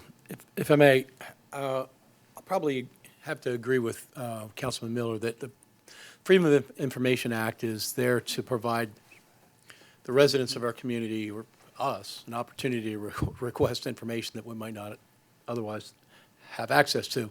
And I think in my head, I'm thinking there's the rule of the law and the spirit of the law. And to me, the spirit of the law is, I think we should make it easy for someone to access that information. If I make a request and say, hey, I want to find out how much money the city spent on lunches for staff, I probably want someone to advise me to say, like, what are you really after? Well, I'm really after how much money did Joey spend on lunches? And I'm sorry to point you out, but I'm just using that as an example that maybe that narrows it down that, you only bought 2 lunches and, my expense on that's pretty minimal. And I think we want to help our residents minimize their expense, help our staff minimize the resources that we have to put into finding that information. And I think if we go at this with the goal in mind that let's make it easy for people to get what they want and get what they want with the least amount of expense, I think we can also reduce the amount of time that we spend researching that. I would agree with that up to a point. We don't get 1 or 2 FOIA requests a week. We can get anywhere between 15 to 20 in a day. So imagine you're getting 20 requests that come in first thing Monday morning. You've got a clock in which you have to respond back to them whether or not you can give them, whether those records even exist, right? And then you've got 20 that came in that day, and then you've got another 10 or 15 that come in the next day. I mean, there are weeks on end where Casey is our clerk. FOIA turns into a full-time job for her. So has that changed? Has that increased over the years, the number of requests dramatically? That you're getting? Dramatically. Is there any indication as to why we're getting so many of those compared to years in past? I think it's just, I think it's more awareness from the public. There's a lot of conversations that and things that people will see online. I will say that some of the FOIA requests, not all, but some, it almost is like there's a smoking gun somewhere. Right. Yeah, I want to get you. I'm sure kind there's of some thing, of that. Right? Anybody that's got questions, we always try to answer the questions. But when they start, I want this document, I want these emails, I want this financial record or this, that, and the other thing. It's with one clerk, it's physically impossible to be able to have the kind of dialogue that you're talking about when you're talking about the sheer volume of them that are coming in that have to be processed. And state law sets that timeline in which they have to be processed. That's not a Tega Cay thing. It's in the state law, and it's dependent on the age of the record. So I guess my concern in looking at this, from what you're saying, and the volume of requests that are coming in and the time that it's taking staff to go through that, is this ordinance or this policy using the cost of the request as a deterrent to get information? The cost is set by state law, is that the person at the lowest pay scale that is capable of producing the response. That's what we do. Right, but it's per hour, right? And the person that, we're saying that the city determines how many hours, and sometimes Well, that the can be work determines changed. how many hours. Right, but we're saying that can change as the search continues. We can say it's $100, but then the search continues, and now we've realized that we have many more documents, so it's going to be $500. I just want to make sure that this is not ever seen by the people that feel the need to get the information as a way to block someone from getting it because you're going to make it more costly. I'm not saying that that's anywhere where it would go. I'm just saying that I wouldn't want the perception of that. I would say one of the biggest hopes out of this is to try to make things more efficient. So when a request comes in, let's say for electronic communications, so Casey goes to our IT manager, how many hours do you think it'll take you to pull within the parameters that was specified in the request? When she pulls those and it's bringing in 1,000 emails, it may have only taken her an hour or two to pull those 1,000 emails, but now Casey has to go back and go through every single one of those, again, to redact anything that's privileged and things like that. We're just trying to make sure that we're fairly capturing the cost that is being driven by the request. It's definitely not to deter anybody from making or submitting a FOIA request by any means. It's just trying to make sure that we're accurately and capable of capturing those dollar amounts that we're incurring on doing that within the confines of state law. What are the public records that someone that is making a FOIA request should expect to receive? Any public document? It's any, go ahead. It's any document within the city's possession. There are a number of exemptions if the city chooses to exempt them, but it's every document in the city's possession, and that's gone a lot further now. It's one of the reasons we have this dramatic increase in our FOIA expense is that's also electronic now. It's everything. So Other they should than expect a very narrow scope. For instance, we had a request recently come in for something that contains some medical information. So we had to go through, first time my experience, not only FOIA but HIPAA. Another example of privilege, if the city wants to exert it, if there's a police investigation underway. Once it's concluded or there's a police report, that becomes a public document. So it's every document in the city's possession. So that would be like email attachments, text messages, Everything. documents. All of it, including in your own correspondence, your Right. personal correspondence, if it's anything to do with city business. Okay. So, Charlie, how do you go about gathering all that? Casey does a fantastic job. One of the things that Casey jumped on as soon as she became our clerk was going through the state archives with what their retention schedule was or is to purge documents that were beyond the retention schedule. There were definitely folks that have worked for the city in the past that never got rid of anything ever. And there is a retention schedule that is set by state law, and Casey has worked extremely hard to get us into compliance with what those retention records are. She has spent an incredible amount of time working through that. Just recently, and I was going to mention this in my manager's report. Her and Nick Cawthon, our development services director, went through we've got a plat room. It's got all our maps. Well, you're required to keep final plats, but they start going through it and they're finding 15 different versions of preliminary plats that, they're subsequently replaced by final plat, but people just didn't get rid of them. So getting those things organized and in compliance with what the retention schedule is required by state law. Now, once somebody makes the request, it depends on what the request is. For emails, our IT manager runs those. And she can search, and it will pull every at tegacaysc.gov every email that has the key words that were specified in the FOIA request. A lot of times we'll get things about with development services about, and a lot of times it's from folks that are looking to purchase a home here in the city, an existing home, not a new construction. Want to see the lot file on it, what permits have been issued for it, and things like that. So that goes to development services. They'll go through that lot file, provide Casey with the documents, and then Casey will release those documents upon receipt of payment. For PD, same type thing. And then one of the things that Bob has trained us on over the years is if we're not sure, give it to them. If it could be withheld, but it's not very clear on whether it could be withheld, err on the side of caution, release the documents. So it's a slightly different process depending on the information that's asked for and what department it's asked from.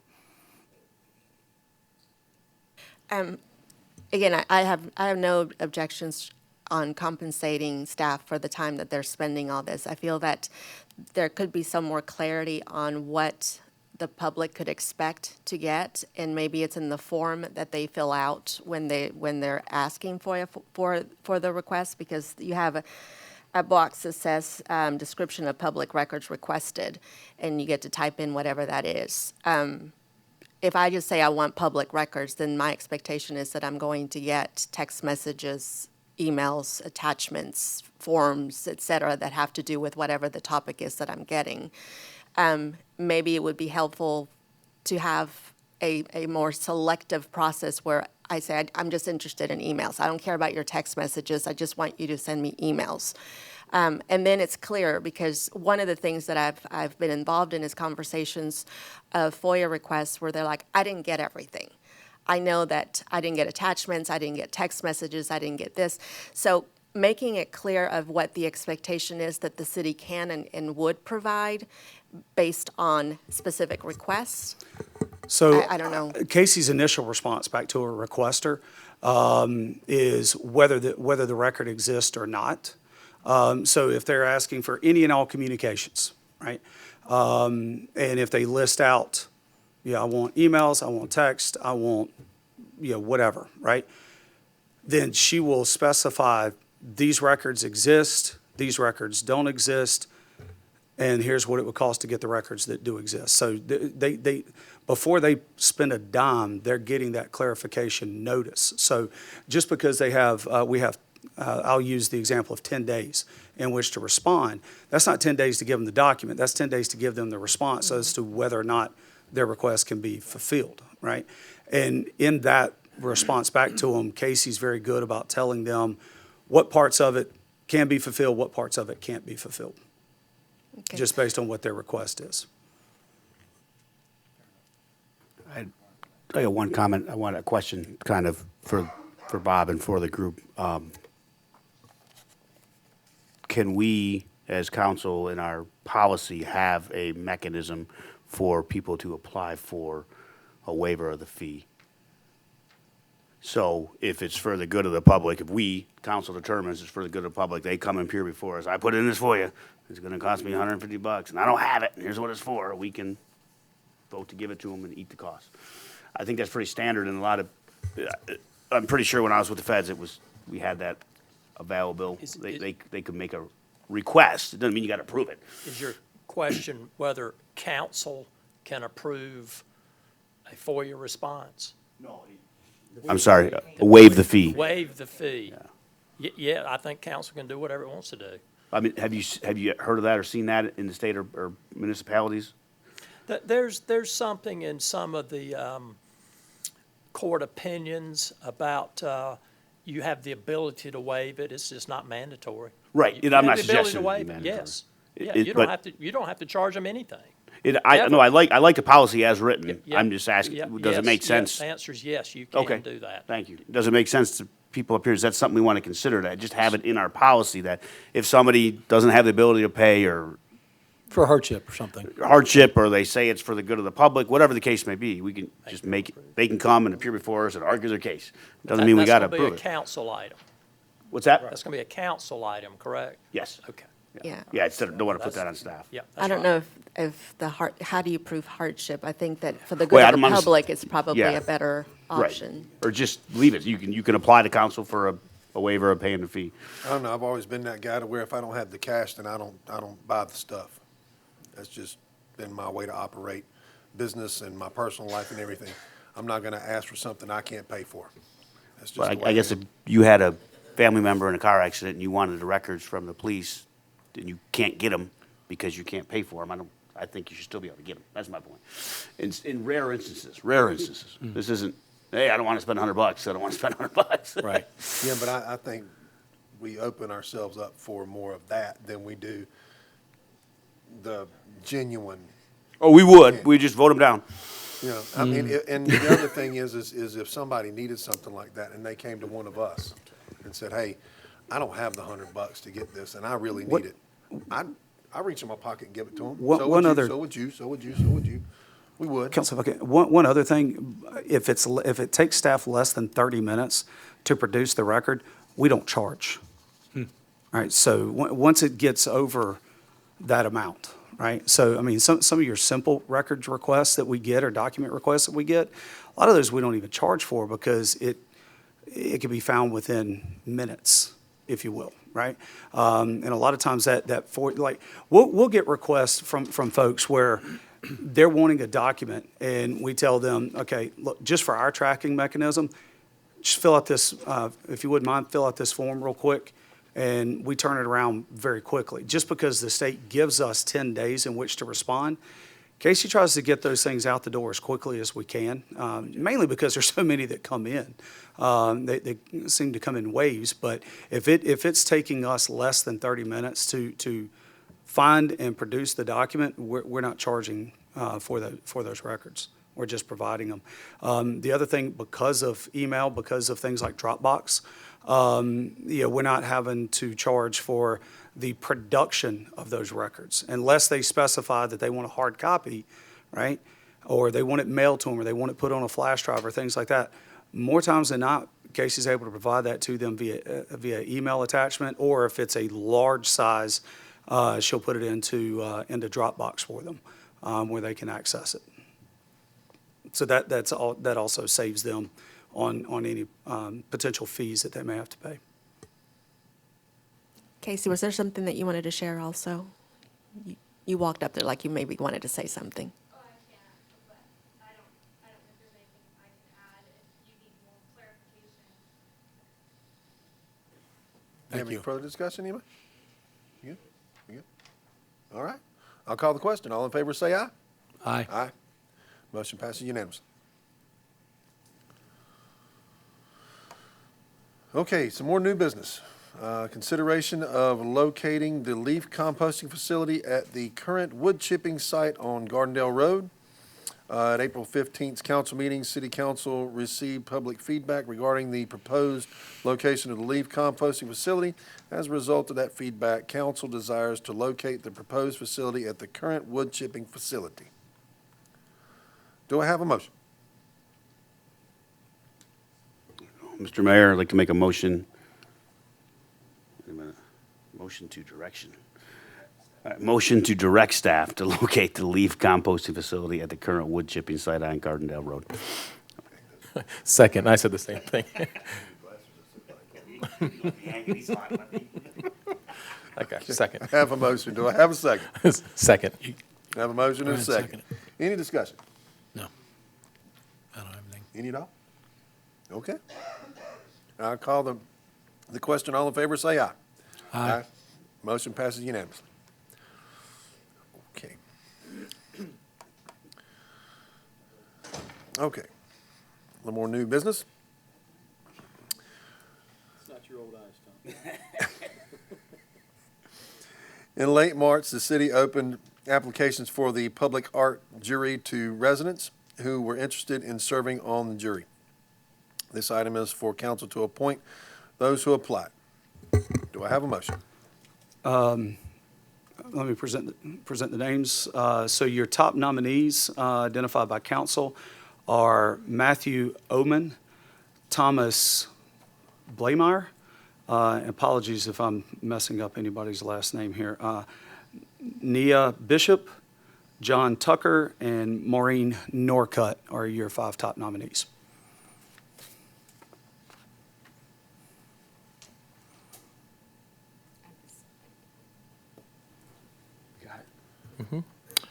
Mr. Mayor, members of council, motion to approve the nominations as presented. Okay. We have a motion and a second. All in favor, say aye. Aye. Aye. Motion passes unanimous.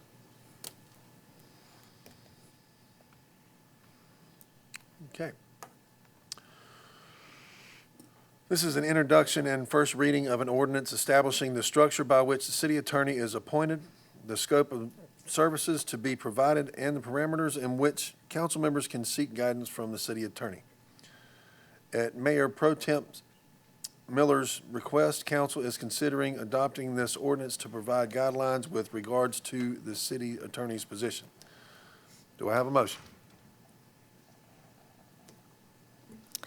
I would like to make a motion to approve the introduction of the first reading of an ordinance establishing the structure by which the city attorney is appointed, the scope of services to be provided, and the parameters in which council members can seek guidance from the city attorney. Second. Mr. Mayor, it's rare for me to comment when I'm not asked on potential legislation. But in this case, for a couple of reasons, I would like to make some comments. One, because since I am your city attorney, I think I'm somewhat uniquely qualified to discuss this. And second, since it's going to appear on the record that I am at this meeting, I would also like my comments to appear on the record. So if your permission, I'd like the floor for a few minutes. You have the floor. All right, thank you. Before I dive into my comments, just in case I was too close to this, I did call the general counsel for the Municipal Association. He shared my concerns over a particular aspect of that, and that's what I'm going to discuss. So if we could look together at the ordinance itself, and if you'll look at section 2.420, duties, number 3 provides, when called upon by at least 2 council members of city council to give advice and direction to city council, with such advice or direction being related to city procedure, form, and law, which may arise in the discharge of the duties of their respective offices. So at least 2 members, I want to focus on that. If it's more than 2, that's a majority, and the only way you can act as a majority under the Freedom of Information Act is through a duly called meeting where a quorum of you is present and a majority of you take action. So I don't think we need to discuss that aspect 3 or more. We know that. Those are meetings. We've been doing those. I've been to hundreds of them here. What I want to focus on is the aspect that any 2 of you can engage the city attorney. By my math, there are 10 different groups of 2 of you. I'll do that math for you if you want. I think I'm right. 10 of you. So the first concern, I got 3. The first concern is budgetary. That means any 2 of you who do not constitute a majority of council can spend public money on attorney's fees. Why'd I say that? I think you know that I'm not on salary, I'm not on retainer. When I have 0 contact from the city to engage me on a legal issue, there's 0 charge. When I am engaged, I keep my time and I bill you by the hour. No legal work, no charge. Legal work, there is a charge. So now, if this ordinance passes, there are 10 different combinations of you that can start spending public money. When you call me and engage me, you're spending the public's money on my fees. And just, I'm going to be blunt about it. That's why you hire me. I don't think any 2 of you have any more right to spend public money than any 2 people in the audience. Second concern, similar but broader. What might any of those 10 groups direct me to do? Or as the Council for Mass said, this association said, well, how about the other 3? two of you engage me, for instance, what if you don't like what the majority has done? You call me up and engage me to research and analyze what a majority of you has done. How about if group 1 doesn't like group 6, which doesn't like group 8, and you engage me to try to produce an opinion opposing what those other groups are doing? How about if any two of you don't like what any one of you is doing and try to engage me, for instance, to file an ethics complaint? So it's very broad, and I can't look into the future and see what any two of you, who are not a majority, might direct me to do. Third, and this is more of a concern for me than for you as counsel, but attorneys, if they're diligent, they need to be very careful about who their client is. Someone comes into me to do their last will and testament, I know who my client is. Real estate transaction, I know who my client is. If a couple comes into me to do their will, a little more complicated. Maybe they've got a conflict of interest. So attorneys need to pay close attention to who their client is. How do I know who my client is here? The South Carolina Rules of Professional Conduct, 500 pages of them, give lawyers rules to go by. What does it say about who is my client? Actually, it's pretty simple. Out of 500 pages, simple statement. This is Rule 1.13. A lawyer employed or retained by an organization represents the organization acting through its duly authorized constituents. So, in my case, the City of Tega Cay, as incorporated under the laws of South Carolina, is my client. Council's not my client, Charlie's not my client, none of you individually are my client. The client is the City of Tega Cay. So the next level of analysis, well, who are its duly, get the words exactly right, duly authorized constituents? Well, the South Carolina Code of Laws tells me under the council manager form of government, which you switched to back in 2002, tells me there are two groups of authorized constituents. One's a city manager, and the state code spells out his authority. Secondly, it's the city council duly called meeting where a quorum is present. Those are the duly authorized constituents. So, from my viewpoint, again, it's more of an issue for me than you, other than the two major concerns I just raised. If two of you come to me, then I've got to know who my client is. So if this ordinance passes with that provision in it, and I'm just giving you a heads up because there will be a delay, I believe, before I can respond to two people who are not a majority of this council, I suspect I'm going to have to go to the South Carolina Bar and get an advisory opinion as to whether my client, duly constituted constituents, are two of you who do not represent a majority. Mayor, that is all my comments on that particular provision. I just have brief comments about one other, and then I'll be quiet. My other comments, these are more comments than concerns. Back on section 2-417, B states, a city attorney shall serve a 2-year term. I'm not sure what the intent is there, whether you're trying to lock yourself and a future council, because 2 years will bleed into the next council, will lock them into a 2-year term. The three of you on the previous council might recall I did quite a bit of research and analysis over to the extent one council can lock another one into employment.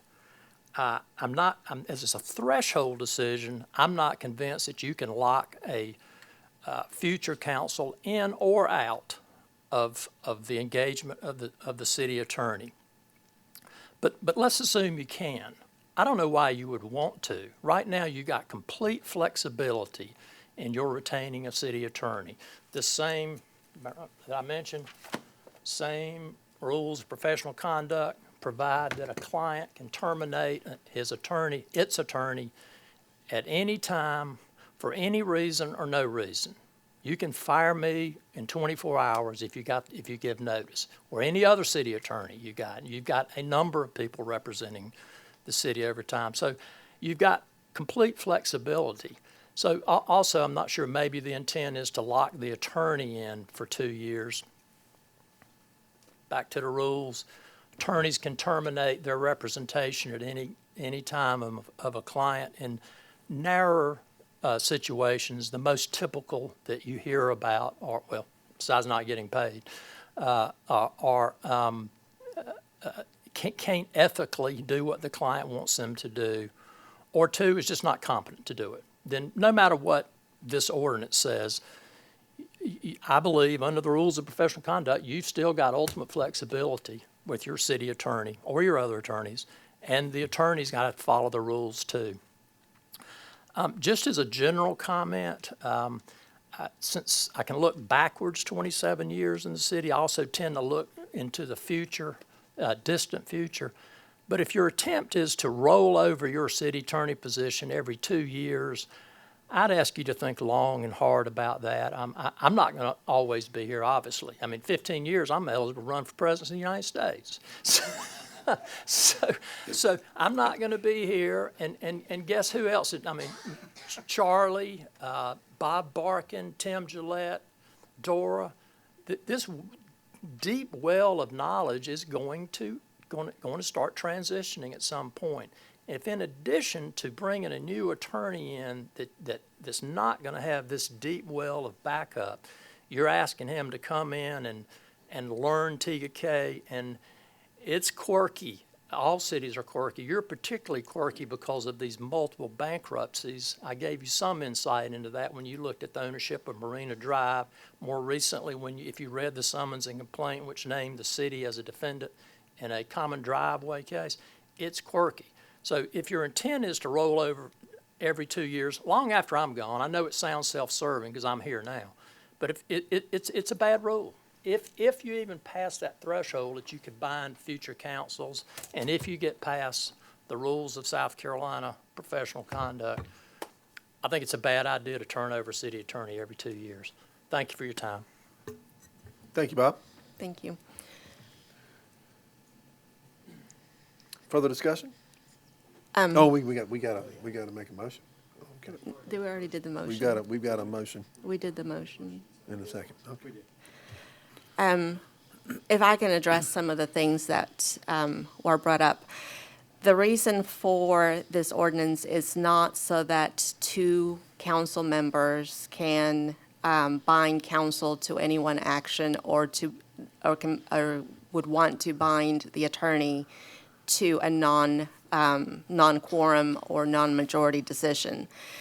The reason for this is so that we are not, my experience has been that in order to get to an attorney advice, we had to go through the city manager and have an approval to schedule time with the city attorney. We had to share what we had to discuss with the city attorney and have approval in order to do that. I think that the attorney advising to council on a question is very different than attorney advising to council and making a decision. I hope I'm explaining myself right on this, because it's not intended to be a skirting of a majority or a skirting of a council meeting or a skirting of a decision that other council members need to be aware of. It's being proposed as a way that we as council can speak to and ask for questions and seek advice from our city attorney without having to go through a majority when it's not necessary. There's been times that we've had questions that we needed counsel on, but we could not get to that because we would have to go through the city manager and have the approval of the city manager. And that was something that was made clear to both Council Member Heislip and I in a conversation with the city attorney, that no conversation could be had with the city attorney unless the city manager approved the conversation and approved the subject. So that, to me, is one of the reasons why this was brought up, because we should be able to speak with council without approval. As far as the budget question, when I proposed it, I proposed that a part of the budget that is already allocated for the city attorney would be allocated in the city council budget, and it was a minimal amount. I don't expect that we will be calling city attorney on a weekly, monthly, or even quarterly basis, because there shouldn't be that kind of need. And the funds that would be allocated for that would be very specific. As far as the two-term, there's no intention of hiring a new attorney every 2 years. The intention of that is for council to be aware that they have the opportunity to review the performance or the advice or the position that is being given, and that they have that opportunity every 2 years as a note. You don't have to review it. You don't have to hire a new attorney. You don't have to do anything with it, but it's there should it be needed. And that those are, I think that addresses some of the points that you had brought up. But the biggest point I want to make sure that everybody understands, it is not I think someone called it weaponizing council against council. That's not the intent here. The intent is to be able to have conversations with the city attorney that do not have a wall. And right now, the way that it's been explained, at least to me in conversations, there is a wall. Two responses. One is if council wants my opinion, it's called a meeting. And it's very clear under the law. There's a Freedom of Information Act that specifically defines how to have a meeting. And there was just a couple of court cases last year about council trying to get an opinion outside of a meeting. And as far as going through the city attorney, council can meet with me anytime it chooses without the city manager. And the three of you were here previously when we were discussing Charlie's contract. I think you remember we had at least 2 meetings without Charlie there, and I think I probably talked to each one of you numerous times, including the other 2 members, during that long negotiation. So y'all have access to me anytime you want it. You just got to follow the law. And when you start getting in groups of 2 to try to get under 3, how about 2 groups of 2, which means 4? That means 4 people. Then it starts looking like you're trying to get around for you. So, I mean, I appreciate everybody wanting access to the city attorney, but there is a certain structure in place by the Freedom of Information Act. I didn't make the law. I'm just here to report it. And I'm trying to stay within it to give you advice. The reason that it's been my policy, well, I was taught it by much older attorneys than me, that I keep the city manager in the loop. The city manager, one, needs to know the business of the city, and in a sense, he acts as a carburetor as far as spending money. I mean, if you engage me in a particular project, 2 of you do, I don't know where it's going to go sometimes. There are unique questions that come out of it, and the city manager is the tie between that person or those 2 persons and the rest of council. He keeps them informed of that sort of thing. So that's why there's a meeting structure in place, and then there's a management structure in place. Bob, can I ask a If follow-up? I can, just for clarification, and for the record, if you will, I've worked for the city since 2001. I've been in this position since 2013. Since 2013, I've had multiple council members over the years say, hey, I need to reach out to Bob. I got a question about X, Y, Z, whatever it is. I've never once said, you cannot contact the city attorney. Never, not once. I mean, not one single time. I've had at least, I'll share the example. Mr. Hyslop, you contacted me. You had a concern about a potential conflict. You said, hey, do you care if I reach out to Bob? Absolutely not. Go ahead. Reach out to Bob. What I don't want it to come across as I'm the gatekeeper or I'm a wall, I'm a barrier between council getting the information that they're seeking. I've also had council members say, hey, got a question about this. Do you mind asking Bob? Sure. I can absolutely ask Bob, but I'm not standing in between council. If council members have a question that they want to ask the city attorney, I've never, I can't think of a single time where I've ever stood in between council and the city attorney. So I wanted to make that clear, and it's not how I intend to operate or would operate. If y'all have got questions, I mean, I see it as part of my job to, whether it's through the city attorney or the city engineer or whomever, to, either help you find the answer or get you in contact with the person that can provide you with that answer. Go ahead, Tom. Sorry, I was just going to ask, so I think part of this, the underlying questions of this are because Bob's paid hourly, right? And so my question for Bob and Charlie, anybody else that can answer, if the city attorney was on a salary, would you be able to answer questions if a council member called you? If you sat in the office every day from 8 to 5 like every other employee on the city staff, or you still would have to have a direction from 3 of us before you could answer the So question? you mean putting aside the expenditure of public funds issue? In other He's words, saying if you were on staff. right, so moving Yeah, the issue. that- yeah, moving that- to yeah, my that's my- second yeah, exactly. concern. Well, it might depend. Now, I'll go back to my other question. What if you came in and said, I want you to help me file an ethics complaint against Ms. Miller? What would my response be? Well, I think it's no, it's not That's an city business. example. I mean, yeah. how about if 2 of you came in and said you wanted to file an ethics complaint against Ms. Miller? Yeah, I think That's if my 3 of us question. did, it's not That's city my business, question. right? If it's less than council. What's the if difference less whether than a it's 1 or 3? majority, If it's less, I'm not trying to pick on you. No, I get it. If it's What- less than a majority, at what point do I draw a line in becoming weaponized? Because of an internal But feud. why would you just not answer the question? If 2 people had concerns and they came to you and said, Council Member Miller has really just gone off the deep end and we're worried, I'm sure they wouldn't say it quite like that, but why could you not just say, this is ABC of what you could consider, but it needs to be considered as with a full majority? I don't understand. When I say the walls, that's what I mean. Why can't, and we said 2 people just so that it wouldn't be one person, there would be at least someone else that had the same concern.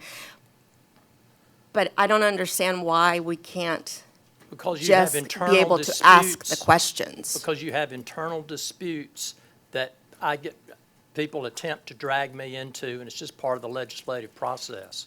So this sounds like it's more, that you don't want to be involved in that rather than us seeking legal advice and getting it.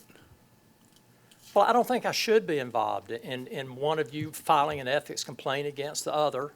I've been asked to do that. I've been asked by this council how to remove other council members.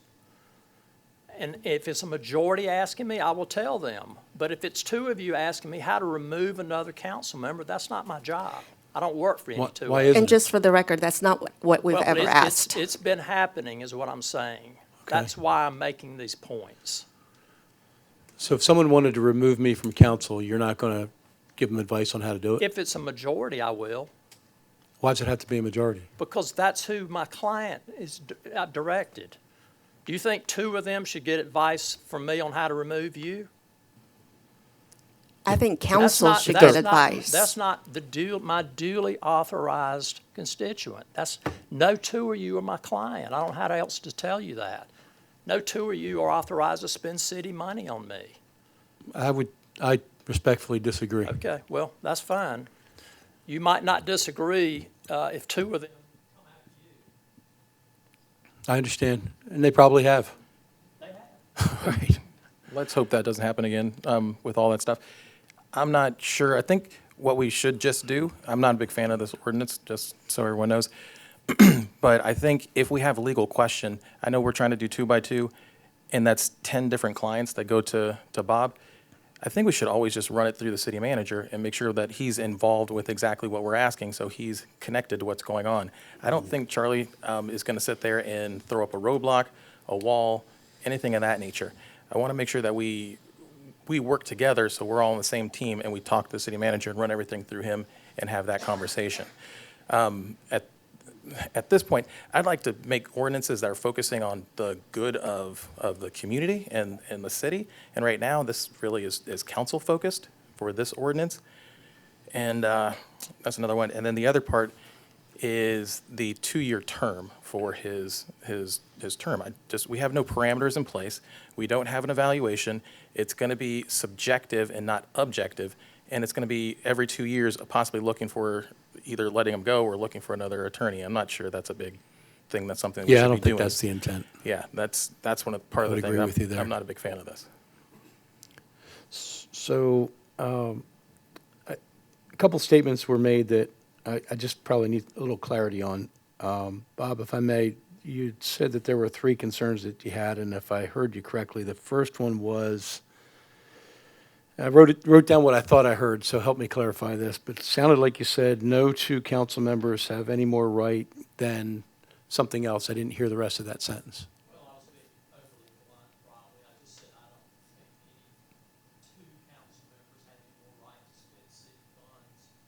Than 2 people sitting in the audience. That's kind of blunt, but it all goes back to the council form of government. It requires a majority. Sorry, go ahead. You want? No, it's okay. That's the first point. Thank Budgetary. you for that. My comment to that would be that council is 100% responsible for spending city funds, and I don't know who else is. So I would say that's our responsibility on making a decision on how we spend money. And if we want to spend that money on legal advice, I think council has been elected to spend that money as wisely as we think, as it may be a risk to the city that we want to inquire about.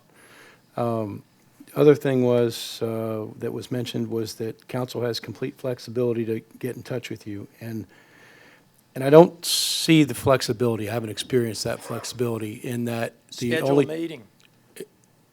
Right. Exactly. So that to me is not flexible. The law's not that flexible on it, Ms. Shirley. I mean, it's called the Freedom of Information Act, and there are requirements for a meeting. Well, so I didn't write that law. So we heard the city manager say, if I want to talk to you, I can reach out to you, and I have that flexibility. But you're telling me I don't unless it's in a meeting with five members. 3. So which is it? There has been an informal process when it is a simple question, and Charlie is on the line typically, that we do that.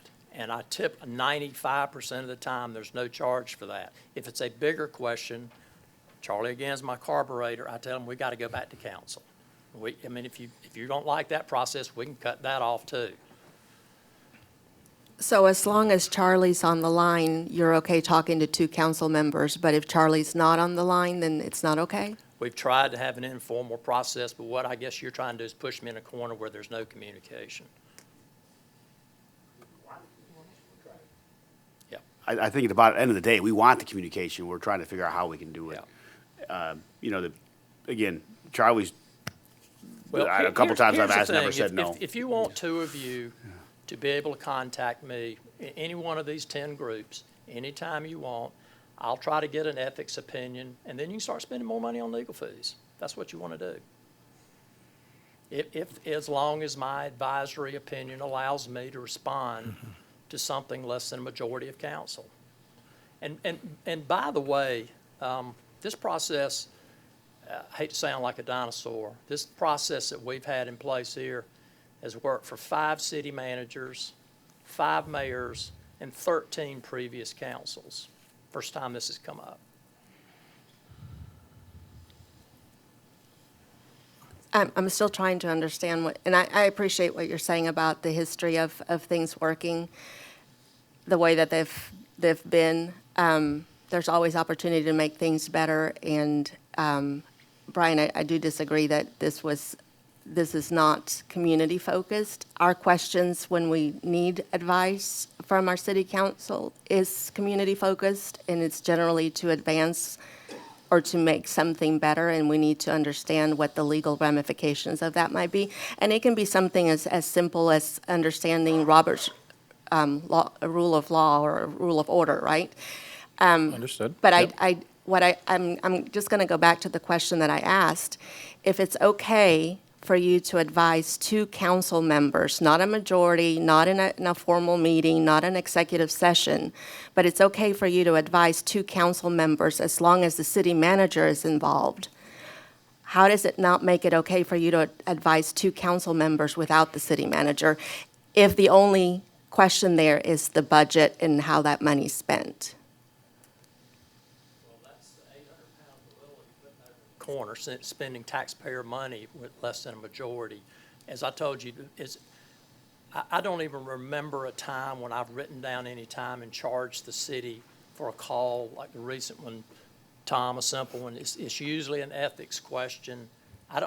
If it's a complicated question, I don't take it. Charlie, can you think of My any other intent, if I may, examples on the two council what was an members. example? I mean, it's really rare. It's typically, I remember another council member, it was an ethics question about having short-term rental in her house, if that was a conflict. Well, that took me about 5 seconds. Somebody on your planning commission asked me outside in the parking lot about a potential conflict of interest. I said, I don't think it is, but contact the ethics commission. Same thing I told Tom. These are very, very simple issues. If I may, just a point of clarity for the record. If Councilman Heislip and I wanted to go after Carmen on an ethics thing, I can understand why you would ask for the majority of council to be involved in that discussion. In fact, I 100% support that. If council had several discussions about a concern that we had, and because all of us have day jobs that we work, and it isn't easy for us to assemble a meeting. Sometimes it's not even easy to do this meeting on a monthly basis. If two of us responsibly said, okay, we'll take the lead on this, let's reach out to Bob. The two of us can meet at 4 PM and you're available then.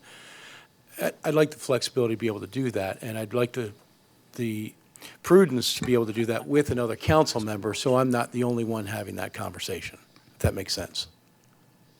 If I can ask maybe for an example, if you will, as to something that you would want to seek legal advice from your attorney, where you wouldn't, I mean, other than obviously about my employment contract, you have things concerning me specifically.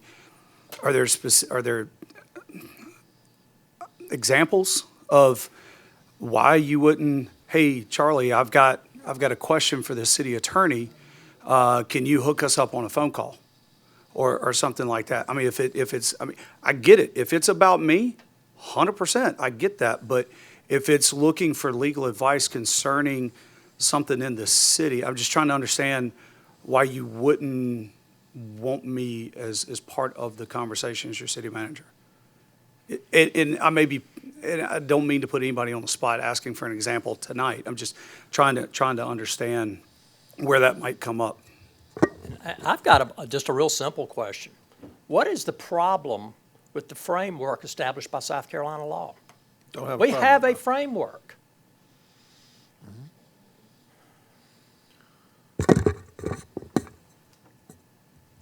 The framework says that the governing body has access to the city attorney.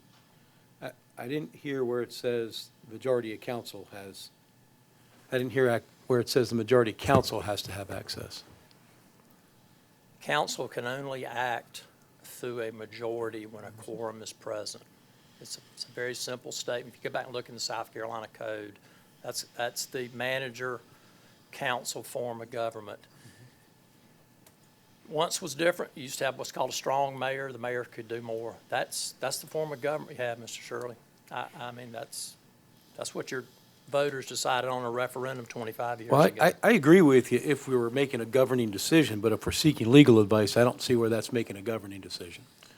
But you have to have a majority of I council don't to spend I money. mean, again, Mr. Shirley, what if two of them want you removed? Should I advise them on how to do it? I suppose you should. Really? Less than a majority wants you out of office. I should spend taxpayer money researching and analyzing how to remove you from this council. You think that's what the law provides? I'd like to make a motion that we table this ordinance and do further research, bring it back up at a later point. Second. All in favor? No discussion. I made the second. Mayor Gray.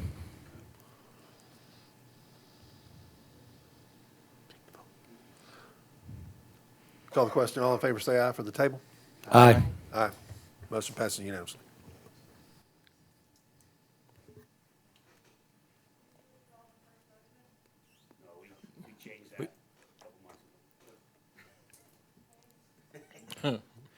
We made a motion in a motion.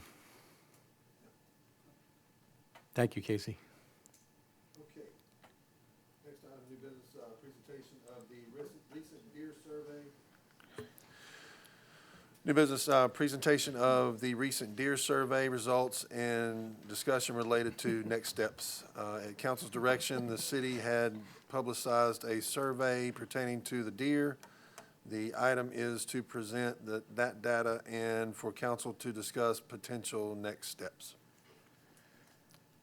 All right, thank you, everyone.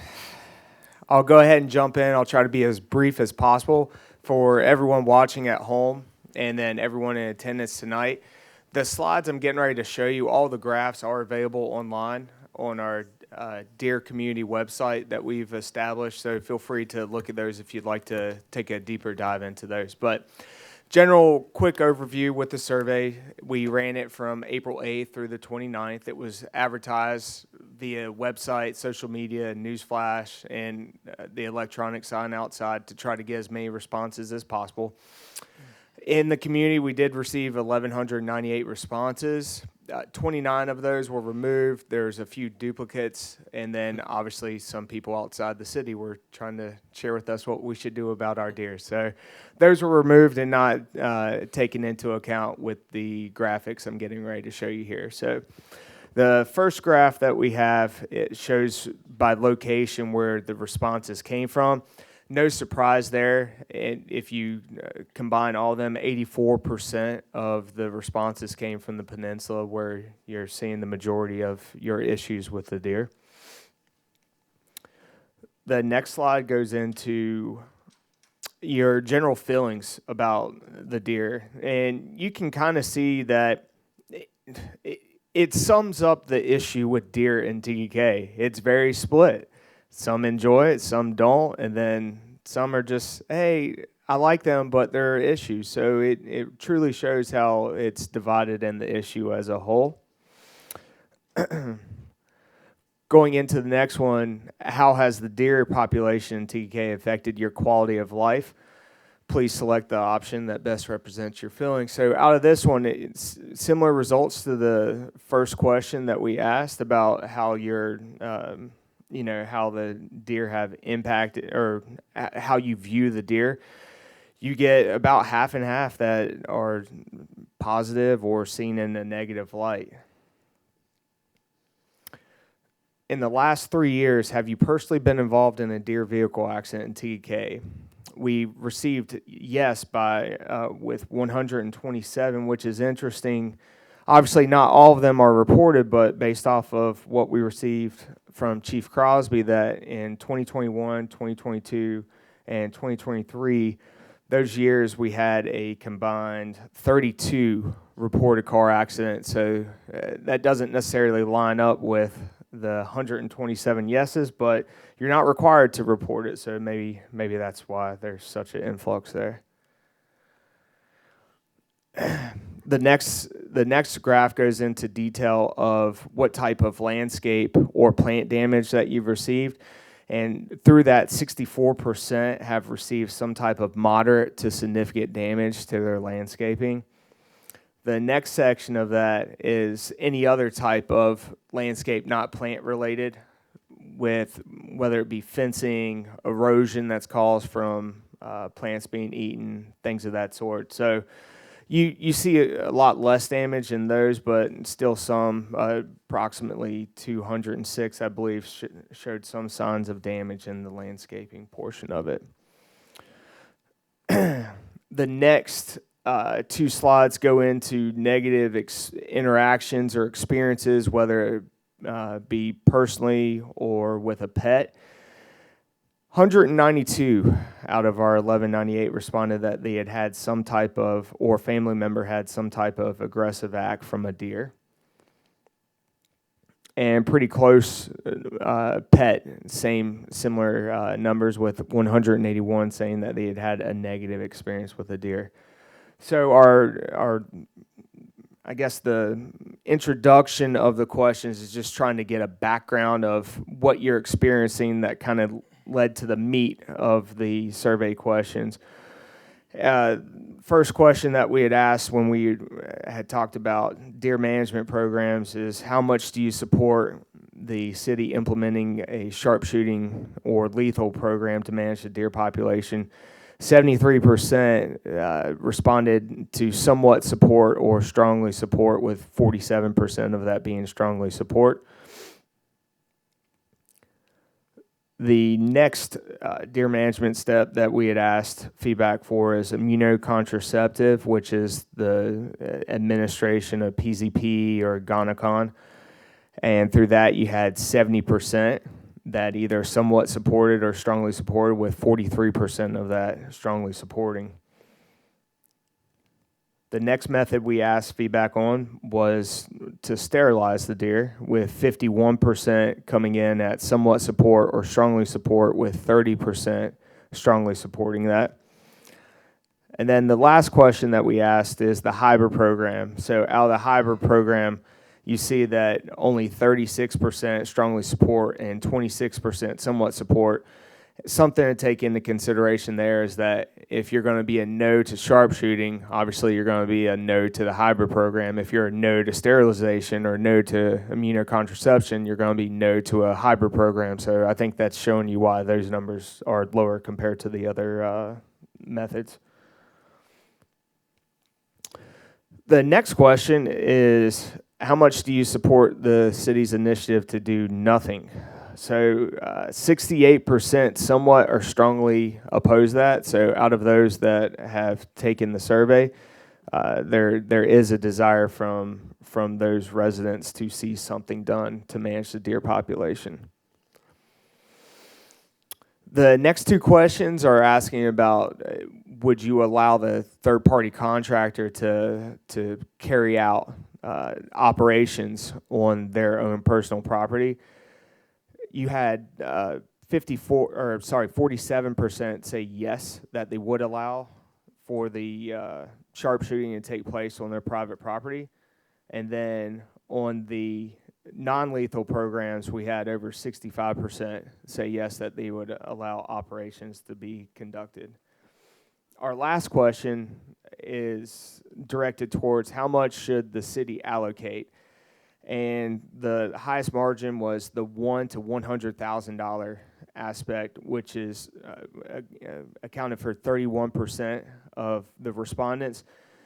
There obviously is going to be limitations only going to that number. You're probably only going to be able to do one of the processes, most likely sharpshooting, under that scenario, whereas in the 100,000 and 200,000, that does give you a little more flexibility to do a hybrid program.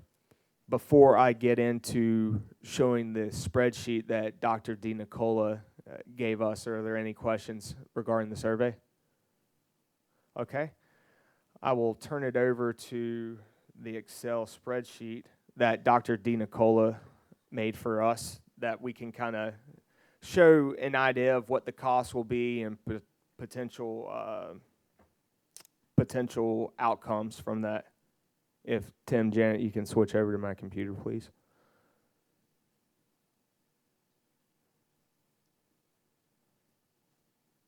There we go. So Dr. DiNicola put together this spreadsheet that I will zoom in so everyone can kind of see. Trying to the best of my abilities here, zoom in a little more. Bear with me for a second. So you're going to see a breakdown of estimated population of where we're at. That's 22, 23. So this number of 1,000 is a current estimate of the population. So from there, as you can see, there's a proposal. Ooh, went too far there. Sorry, bear with me.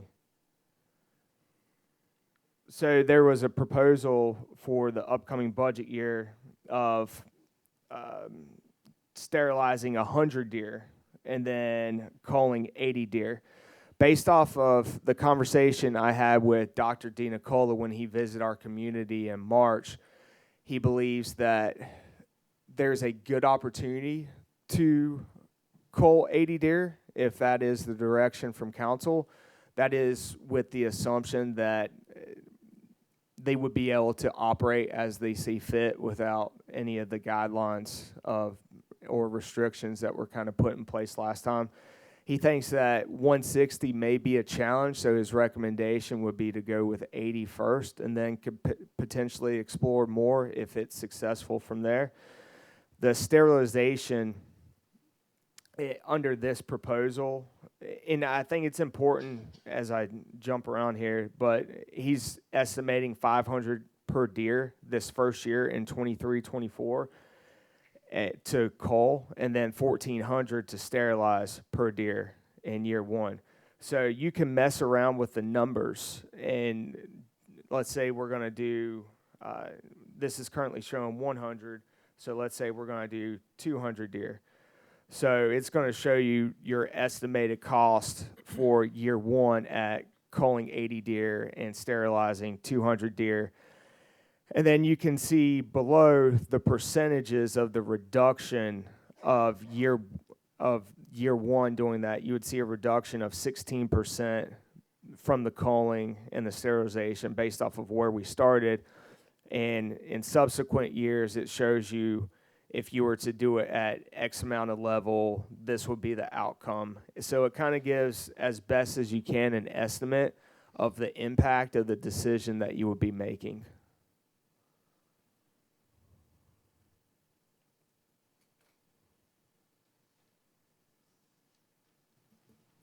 Any questions from me? I think it will be important to share, which has already been shared, but Dr. DiNicola, if we were to move forward with anything, he would need a decision before June 1 so that he could get us on the schedule. He would anticipate on the sterilization taking place at the end of October, which gets us out of the lactation period for deer, which never thought I'd need to know that, but now I do. And then anticipate the culling to take place in December if that was the route council decided to go. That way the foliage is down, less traffic outside, or less volume of people potentially outside, colder weather, things of that sort. So Joey, in looking at this, if I look at year 5, it's saying that our deer population, using the numbers that are on that are projected every year from here forward to year 5, our deer population would be down 74% by year 5, down to 256 deer, assuming that we have 1,000 deer right now. And that is with both a hybrid of culling and sterilization. And of course, if you play around with those numbers a little bit more, whether you have more deer that are culled or more sterilization throughout the years, that number will go down as well. Can you, just so that we have it as an asked and answered, can you show me what that looks like if you took away all of the culling? Absolutely.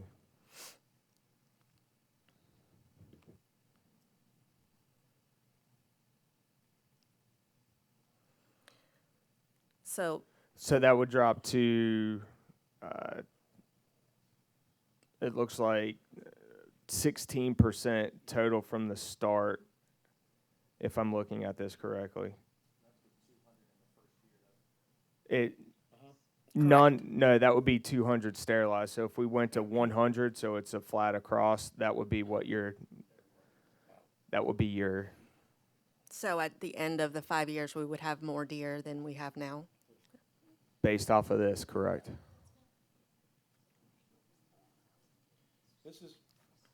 This is Dr. DiNicola's spreadsheet? That is correct. Okay. Does it go out past 5 years? It does not. Wow. And what if you, for whatever reason, we were able to do the 160, let's say the first 2 years.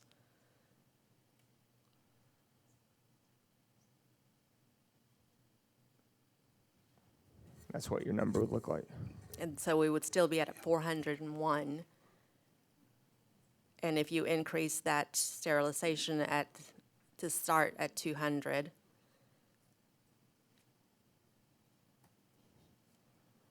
then we're down to 148 deer. Wow. That's not many.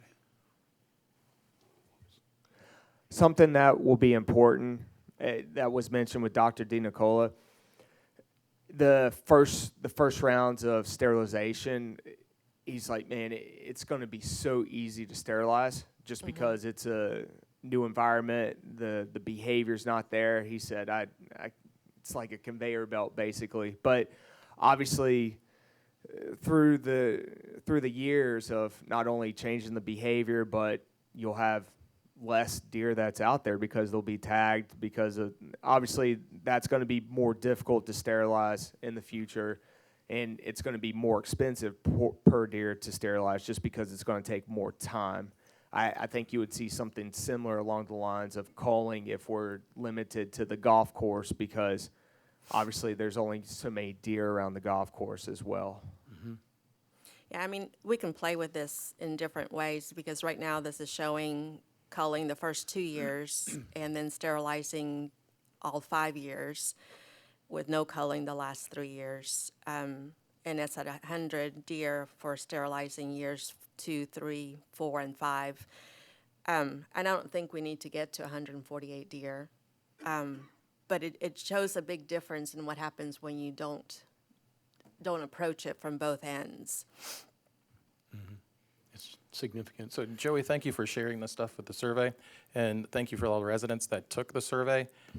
It's very telling with the information that you showed, and it shows what we've been talking about for a while, is that the majority of the issue is in the back stages of the back areas of Tega Cay, the marina area, the Molokai, Rundy, Windjammer. So when we talk about deer, and we're talking about 1,000 deer in the peninsula, it's not 1,000 deer in the peninsula that we need to really focus on. I think it's the deer that is in those areas, and I think it's way less than that. I think it's maybe 300, 400 or something of that nature. Those are the deer that we can't go back and we can't cull. We're going to start culling deer where people aren't having any issues, and that just doesn't do anything. I think we really need to focus on sterilization. That is what it's something that's going to be permanent in those specific areas where people are having an issue. They are not going to have an immediate impact. It's going to be an impact over time, but it will cause the deer not to eat as much vegetation because they're not going to be pregnant, or the ones that are sterilized won't be eating as much for 2 or whatnot for the next season. So they're not going to eat a whole bunch. But I think that is where our focus needs to be, is something in the back sections where people are having those pain points and those nuisance issues.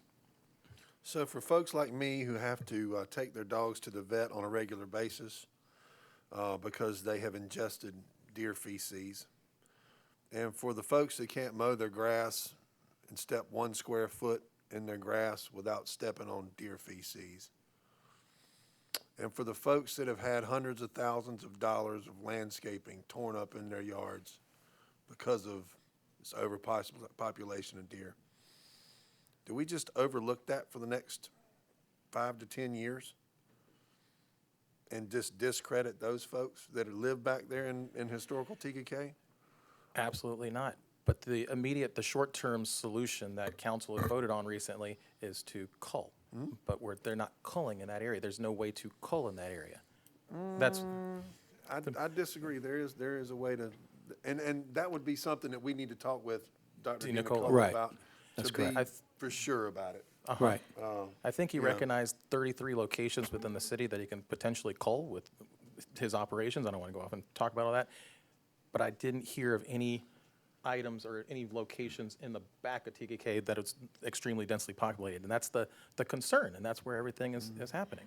Well, so I understand your concern. But I do have a little bit of a disagreement that is just on the backside. When you look at all of these results across the board, and you do it by sections, and you look at yes, Rundy probably had the highest, but actually Lakeshore, Silver Gold, Trail Ridge, White Bluff had higher numbers than Molokai in a lot of cases. So it's not just specific to the very back. The effects of it are not just specific to the very back of Tega Cay. It is throughout the peninsula. According to the responses, Windjammer, Rundy, Molokai, Lakeshore were the top 4 areas that had adverse effects. So it isn't as specific as saying it's just the back side of Tega Cay. As far as, looking at just the sterilization for those areas, that brings absolutely no immediate relief to any of those residents that, from what you're saying, have the most impact.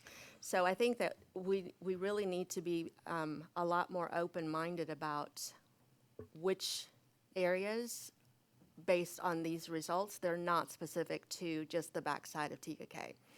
And in some of these responses, there were more people in Lake Ridge than what I would have expected, because that deer population outside of the peninsula continues to grow. So my position on this is that whatever can be done as far as the reducing of the population needs to happen in order to reach that sustainable number quicker. And yes, I've said it from the beginning.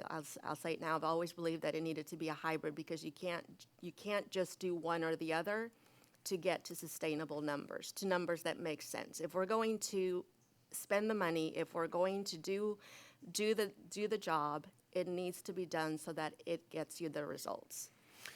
Joey, if I may, when you plugged in or removed the culling from the formula, didn't that number after 5 years, wasn't that number static to the population today?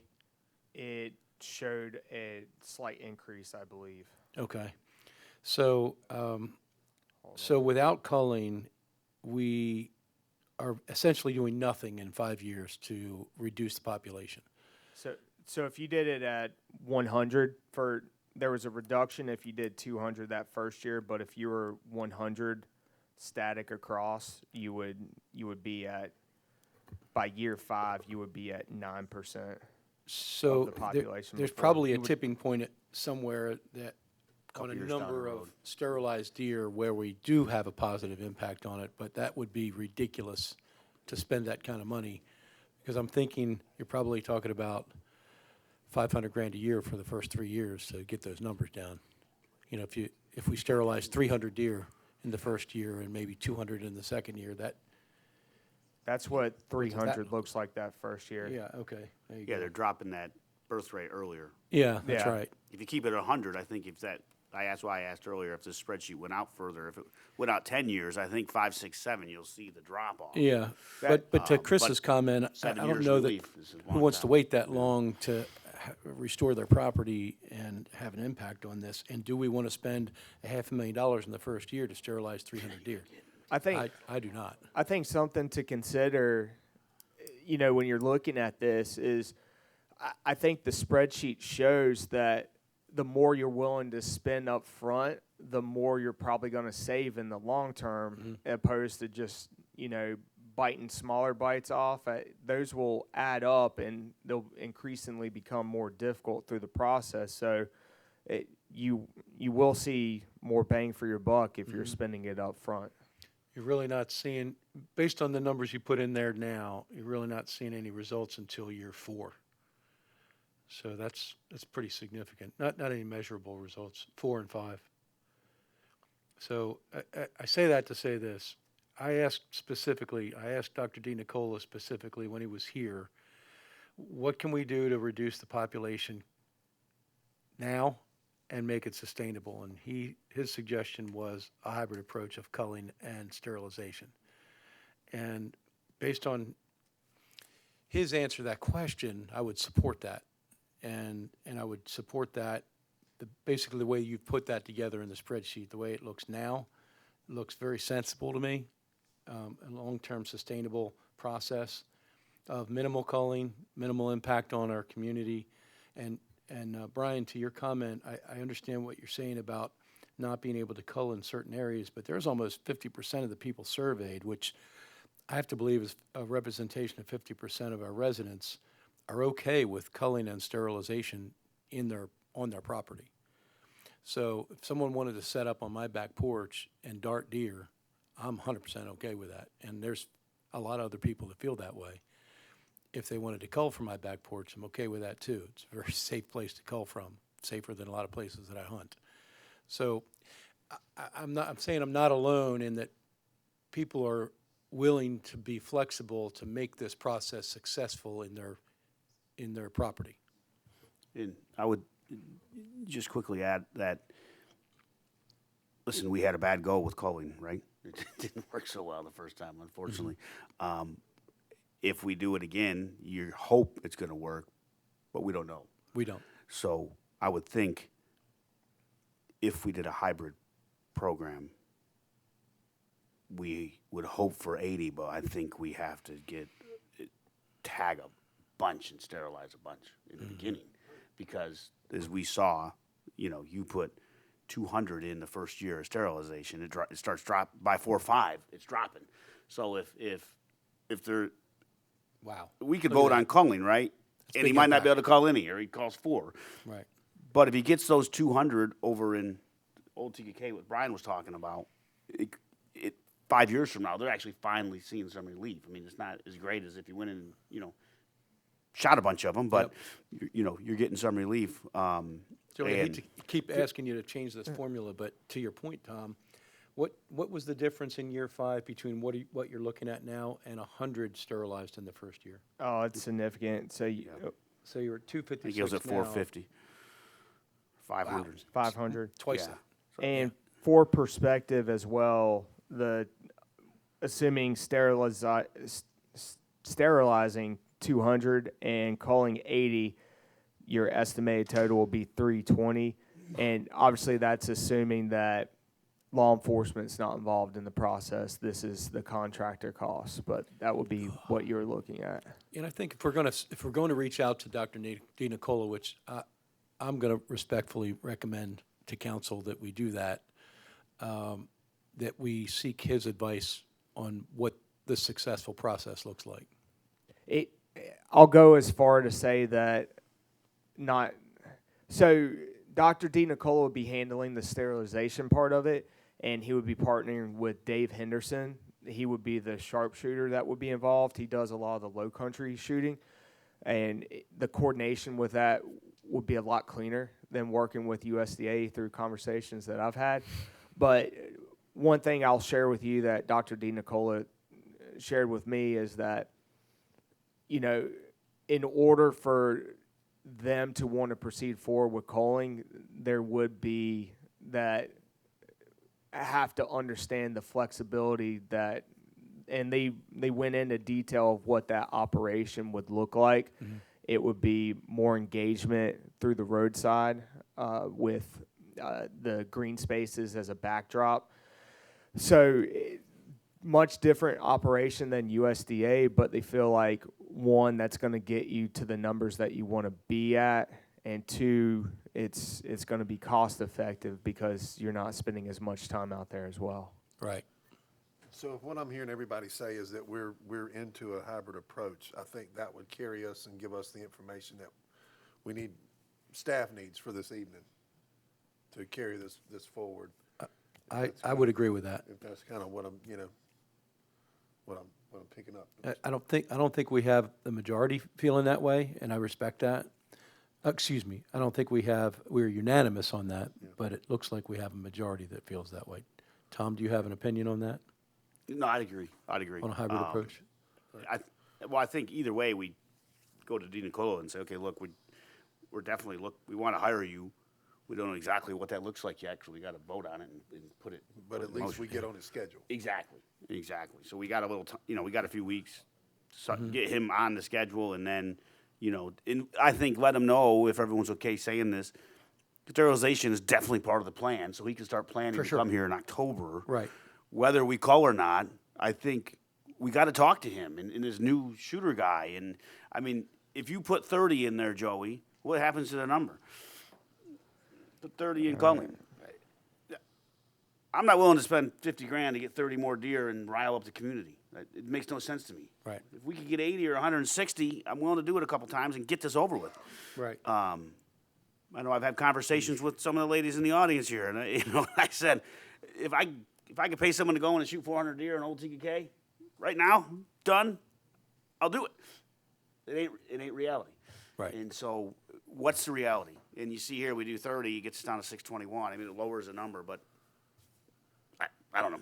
I think And to give y'all a heads up, so Dr. DiNicola and when Dr. DiNicola and Dave Henderson visited the city, they did identify approximately 30 some odd sites, but very broad in nature of, hey, we think this could work, but obviously it'd require a vetting out process with staff and so on and so forth to understand what challenges may be. And then it was about an 8-hour visit. So through there, I think it would really get dialed down and really be able to pinpoint how successful those sites would really be after more intense observation. I was going to say, he was only here for a day. So Correct. Yeah. That doesn't give you a lot of time to. Well, even Councilman Miller and I met with the guys from USDA, and they had described what autonomy looked like for them if they entered back into a culling process. And what was the fellow's name that led the group? No, thank you. I said, if we gave you flexibility to do it the way you wanted to, you exercised good judgment on where your shot placement is, what your backdrops look like, all that kind of stuff, exercise safety like you used to, that they described. I said, could you get 80 deer? And they said, we'd get them in 2 weeks. So if we have someone that's skilled at this, that does this for a living, that comes to us and we give them the flexibility that they need to be effective, Tom, to your comment, and I think it's a legitimate one, are we spending our money wisely? I think we can. But I think I'm not the expert at that. I think we need Right, we want to hear that from them. Yeah, I think we need to get DiNicola's opinion on that. Okay. All right, so I think staff's we got enough there to go on? As I'm understanding council's direction, we are going to be contacting Dr. DiNicola to go ahead and put us on the schedule for this fall, and that we will have subsequent follow-up meetings to discuss operations and whether culling is going to be involved with that or not. I believe that would be correct. Yes, I'm comfortable with that. Yes. Okay. Thank you. Okay. I will contact Dr. DiNicola shortly. Charlie, you summarized that better than 5 other people did. Thank you.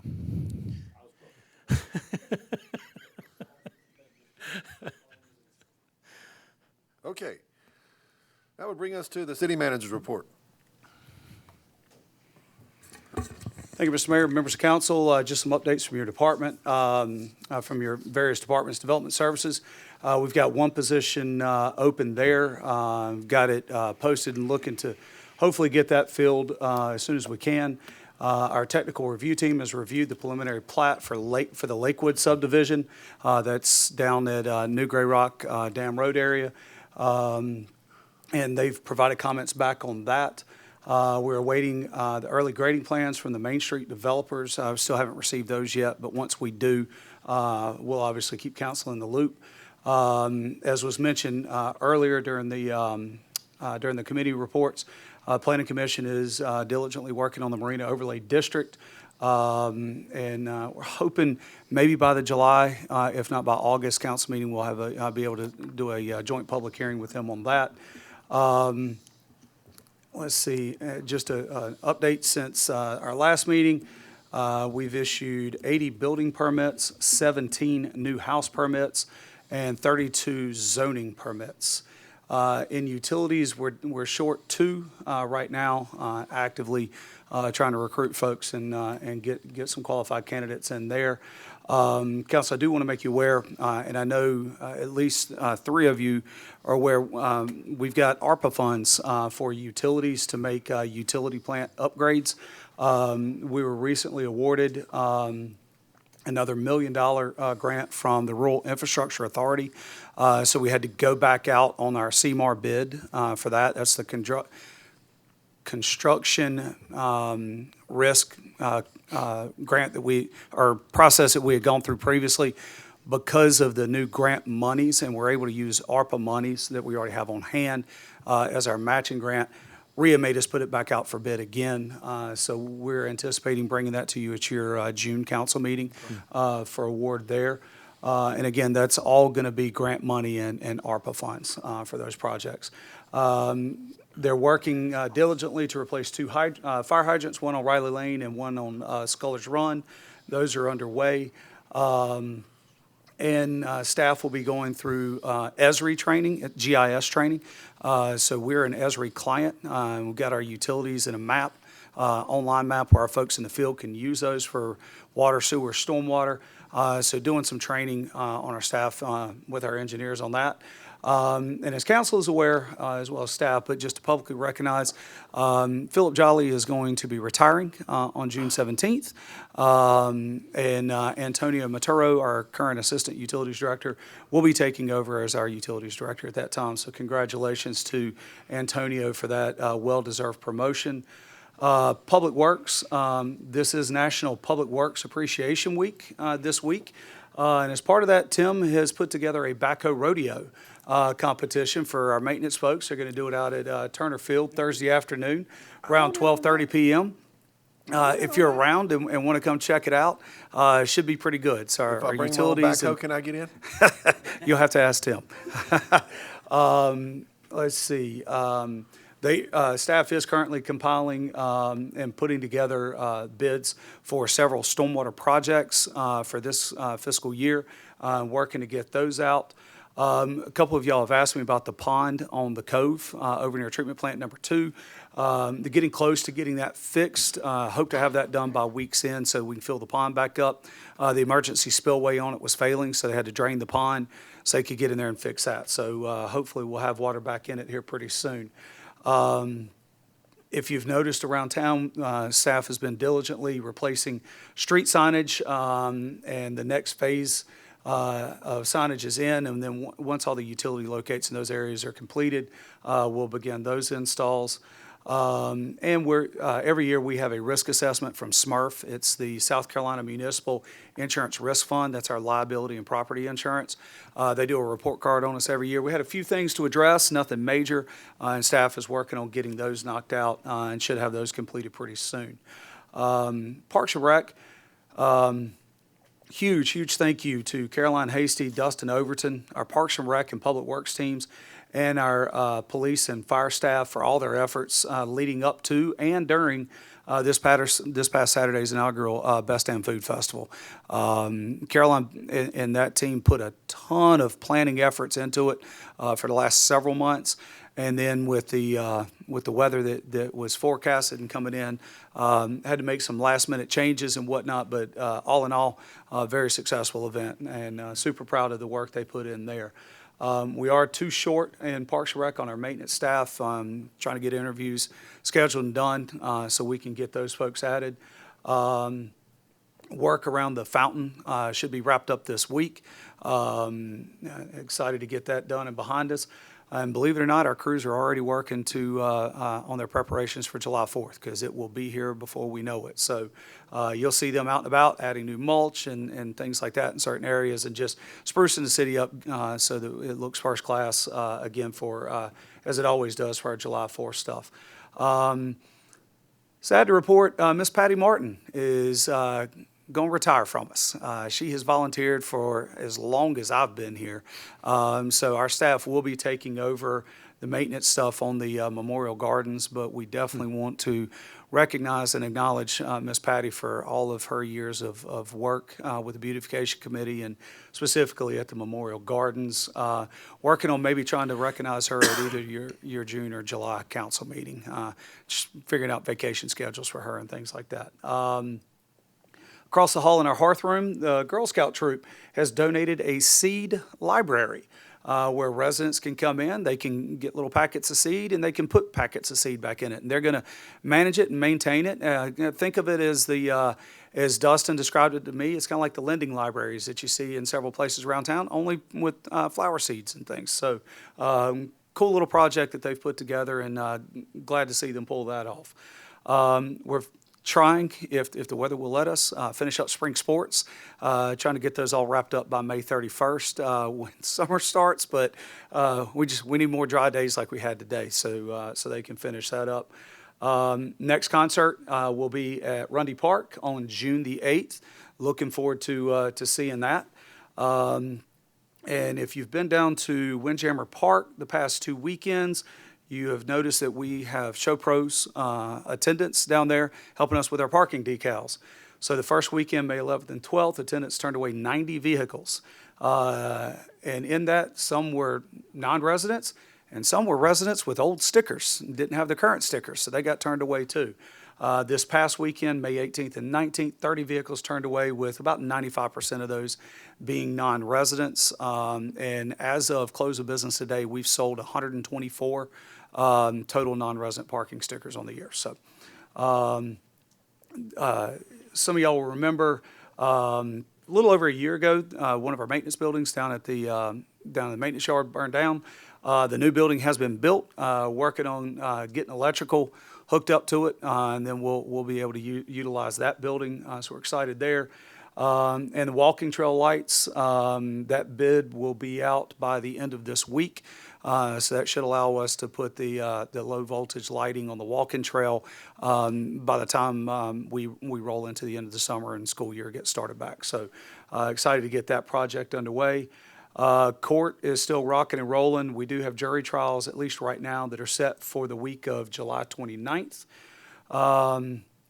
Fire department, big thank you for their effort, along with the other responding agencies, for the house fire a little over a week ago down at Anchorage.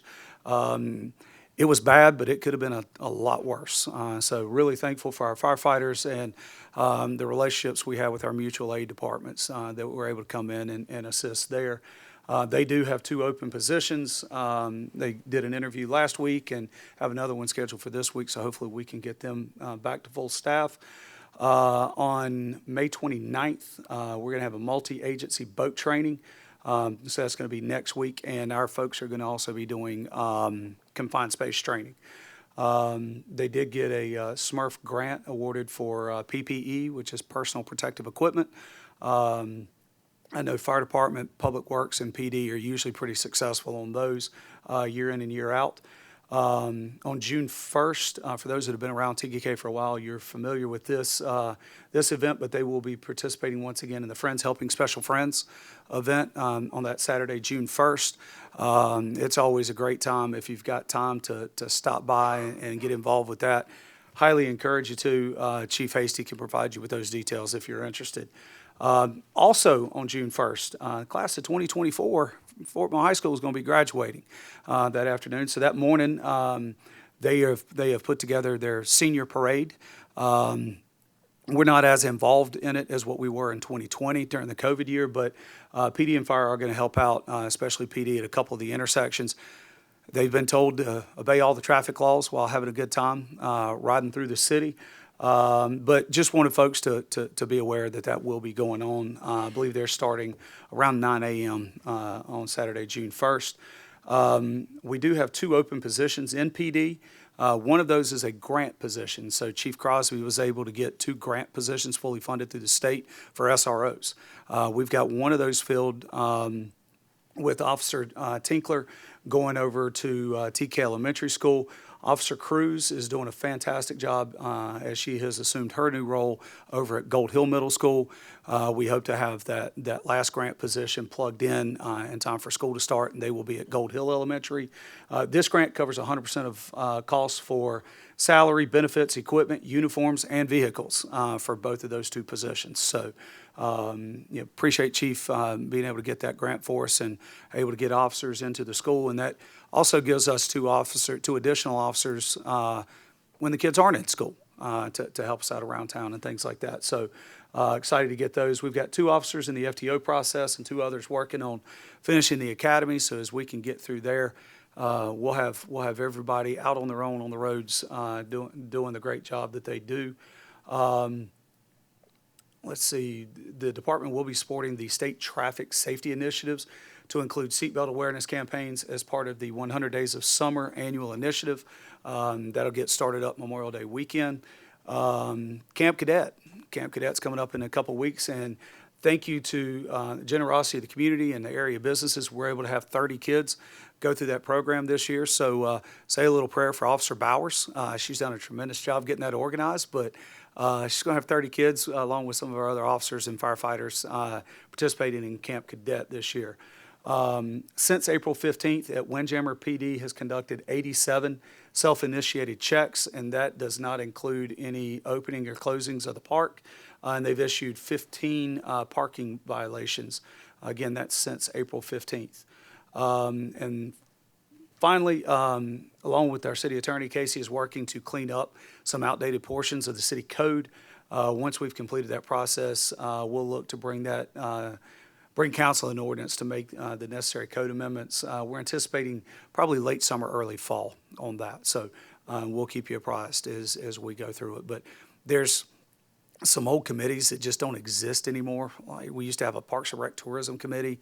That language is still in the code, things like that. So just going through some of those things and cleaning those up to bring back to council for consideration. I'll be happy to answer any questions that anybody may have at this time. I know I went through it pretty quick, but we'll email this to you tomorrow. You'll get this tomorrow morning. And that concludes my report. Thank you. Thank you, Mr. City Manager. And as with always, that'll bring us to council comments. And if you would, please serve Councilman Carter. There we go. Yes. Well, thank you for all the residents that are here this evening and those that are watching. This room looks a little bit different right now than it did at the beginning of the meeting with all the people that were here. Tremendously different. Want to thank everybody that spoke for public comments. Your voices are heard and appreciate everything that you guys said. Thank you to the Tega Cay Police Department, as usual. And thank you to the Tega Cay Fire Department for everything that you guys do to keep our city safe. Thank you so much, especially with everything that's gone on over the last couple of weeks. You guys have been tested and the fire department's been tested, so thank you. Thank you for everyone in the city staff for keeping our city, our amazing city running nice and smooth. Appreciate that. The proclamations this evening were amazing.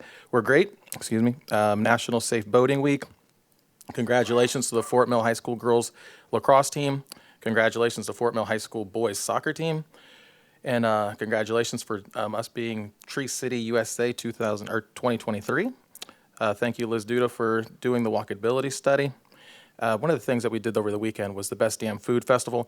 Hopefully everybody was able to make it there. I know a lot of people, the weather held them back, but what a great event. Caroline Hasty did a wonderful job. Dustin Overton and your whole team did an amazing job, and everybody in the city staff that had something to do with that festival, it really went over well. Great artists, great performers, great time had by all. So I can't wait to do it again next year. You guys, we live in an amazing community, and one of the things I like to do is go off and wander to the parks and walk around trying to get some exercise and go to Rundy or Turner or Catawba.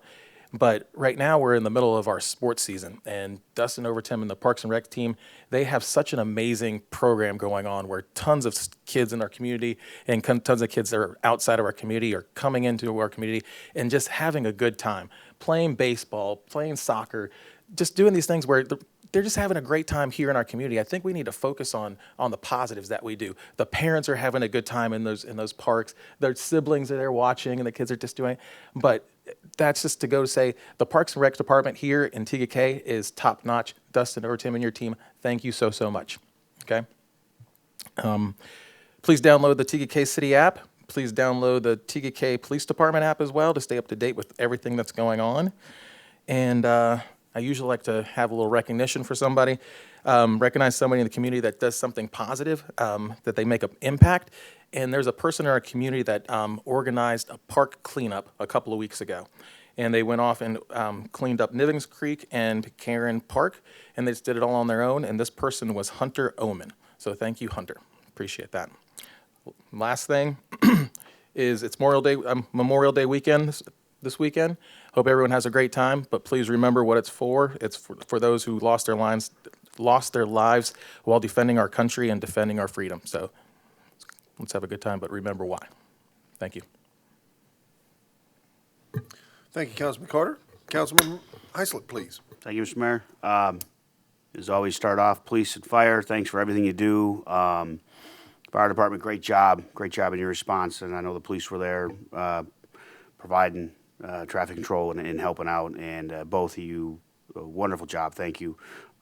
Shout out to Alicia Dash, former councilwoman, who started a clothing drive and a needs drive for the family that was displaced, a GoFundMe drive, and it really showed the sense of community here where so many people were donating whatever they had, whether it was a pair of shoes, a T-shirt, or $50 on GoFundMe. The support that was shown for that family was outstanding. Congratulations to the Fort Mill girls lacrosse team as well as the Fort Mill boys soccer team, and it was great to hear the coach tonight talk about our Parks and Rec. Amazing that he started as a Parks and Rec coach, and he just won the state championships. Man, that is pretty cool. And then the kids, too, a lot of them were in our Recs program. So big shout out to the Parks and Rec program going years back.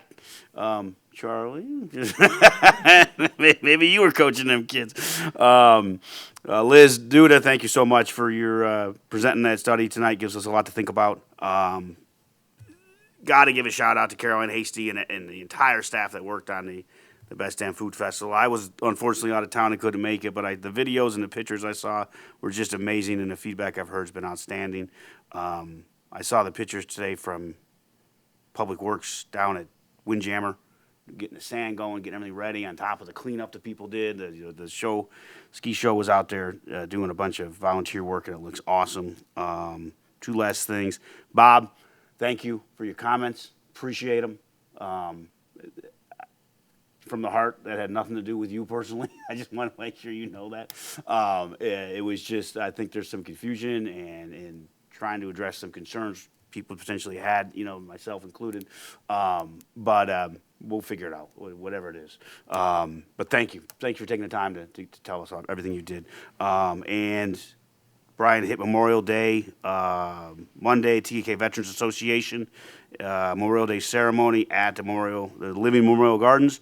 Hope to see you all there. And, of course, just reiterating what Brian said, please take a moment to give your thanks to these warriors who went before us and gave their lives so we can live here in this great city, in this great country. That's all, sir. Thank you, Councilman Heiss. Councilman Shirley. Two tough ones to follow. Ditto to everything you guys said. I mean, holy cow.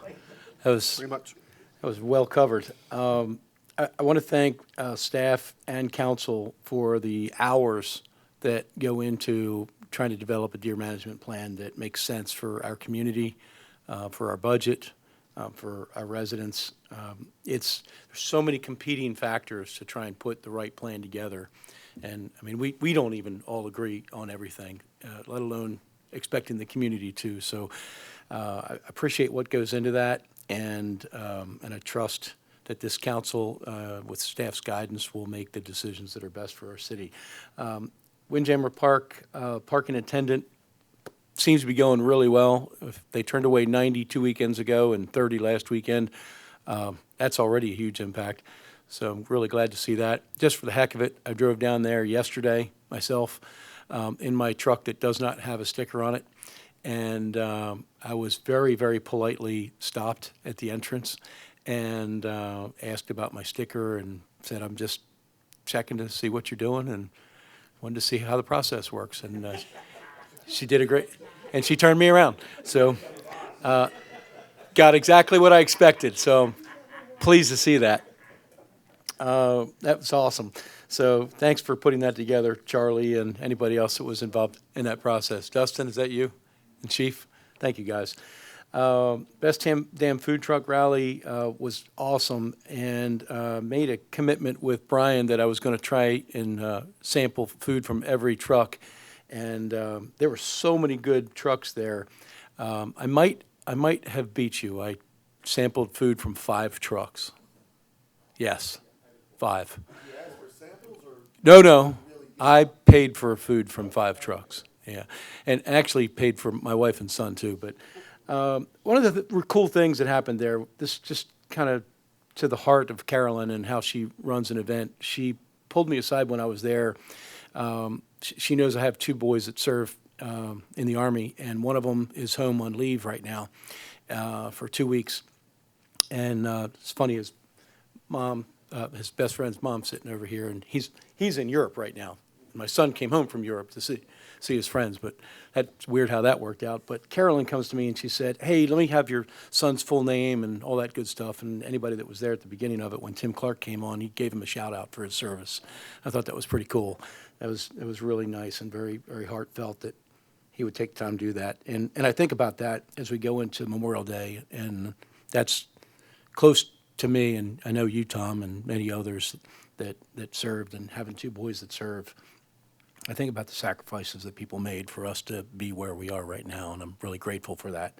And I think about, when I talked about the deer and Windjammer Park, we live in a community where those are our 2 biggest challenges, is parking in Windjammer and overpopulation of deer. And we've said it before, if those are our 2 biggest concerns, we live in a pretty damn good community, and really, really thankful for it.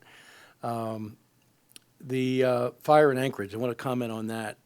Terrific loss for a family there and people that touched that family. And every month I sit here and say how grateful I am for our fire and PD and the job that they do. And just something that was personal. My wife was trying to get into Anchorage that day because she had a customer that she needed to see. And she was denied 3 times to get in there because the entrance was obviously blocked. And she didn't complain about not being able to get in there. Her comments were more along the lines of how kind and nice and understanding and peaceful the first responders were, explaining to people that they couldn't get in there. That, like, here these guys have a huge job and challenge that they're dealing with, right, with trying to protect a family and a community and a building and all that stuff. And people are lined up to get in their neighborhood, and nobody's bitching and complaining about it. People got groceries falling out in their trunk trying to get home, and nobody's upset about it. They realize the gravity of it all, and our first responders were so professional in the way they dealt with that, and it was really noted by the people that experienced that. So appreciate that to you, and also Chief Hasty's not here, but they did a great job. Memorial Day on Monday. Enjoy time off if you have it. If you're working for the city, thank you. If you're working anywhere else, thank you for that too. Give thanks for all that we have. And that's it for me. Thank you, Councilman Shirley. Mrs. Mayor Pro Tem Miller, please, if you would. I think one day you need to start with me so that I don't just have to repeat everything that everybody else has. Oh, no. You're on the same lines as me. Yeah. I keep scratching stuff out. Yeah, I know. It's like, yep, nope. that's why I said ditto. So I will just say that even if I don't say it, the gratefulness that I have for all of staff and police and fire and all of the service that all of those departments do is very much heartfelt, because I wouldn't be sitting here if I didn't feel that all of us together make up a community that is so worth keeping and so worth protecting, and also so worth changing and evaluating and making better. So I am incredibly grateful to get to know all of you and to know where you're coming from and what's important to you and what you do to make us better. In that same tone, the art jury that has just been selected, congratulations to you. I'm not sure what all that is going to entail for you, but I think that we had 15 people that applied for that. So I think that the opportunity and the want and need for those volunteers is obviously there. There was a post recently about volunteer opportunities for all of our festivals. I think Caroline is the one that's heading all the volunteer groups. So if you go onto our city website, there's going and just type in volunteers. I'm sure it'll take you to the form, but please get involved. You don't get to love the city as much as all of us that sit here love it if you don't know what makes it be so special. So get involved in those volunteer opportunities. Chat with Council is coming up this Wednesday, the 22nd at 6 p.m. This time we're going to have it at the Stonecrest Villas Community Center. Those are growing, and the questions are getting diverse, and they're getting focused, and it's just a really, really good opportunity to ask your questions of the things that concern you the most, or to ask questions about which direction we are thinking of things, or just to bring things to our attention, because we do want to take care of the things that you bring to our attention.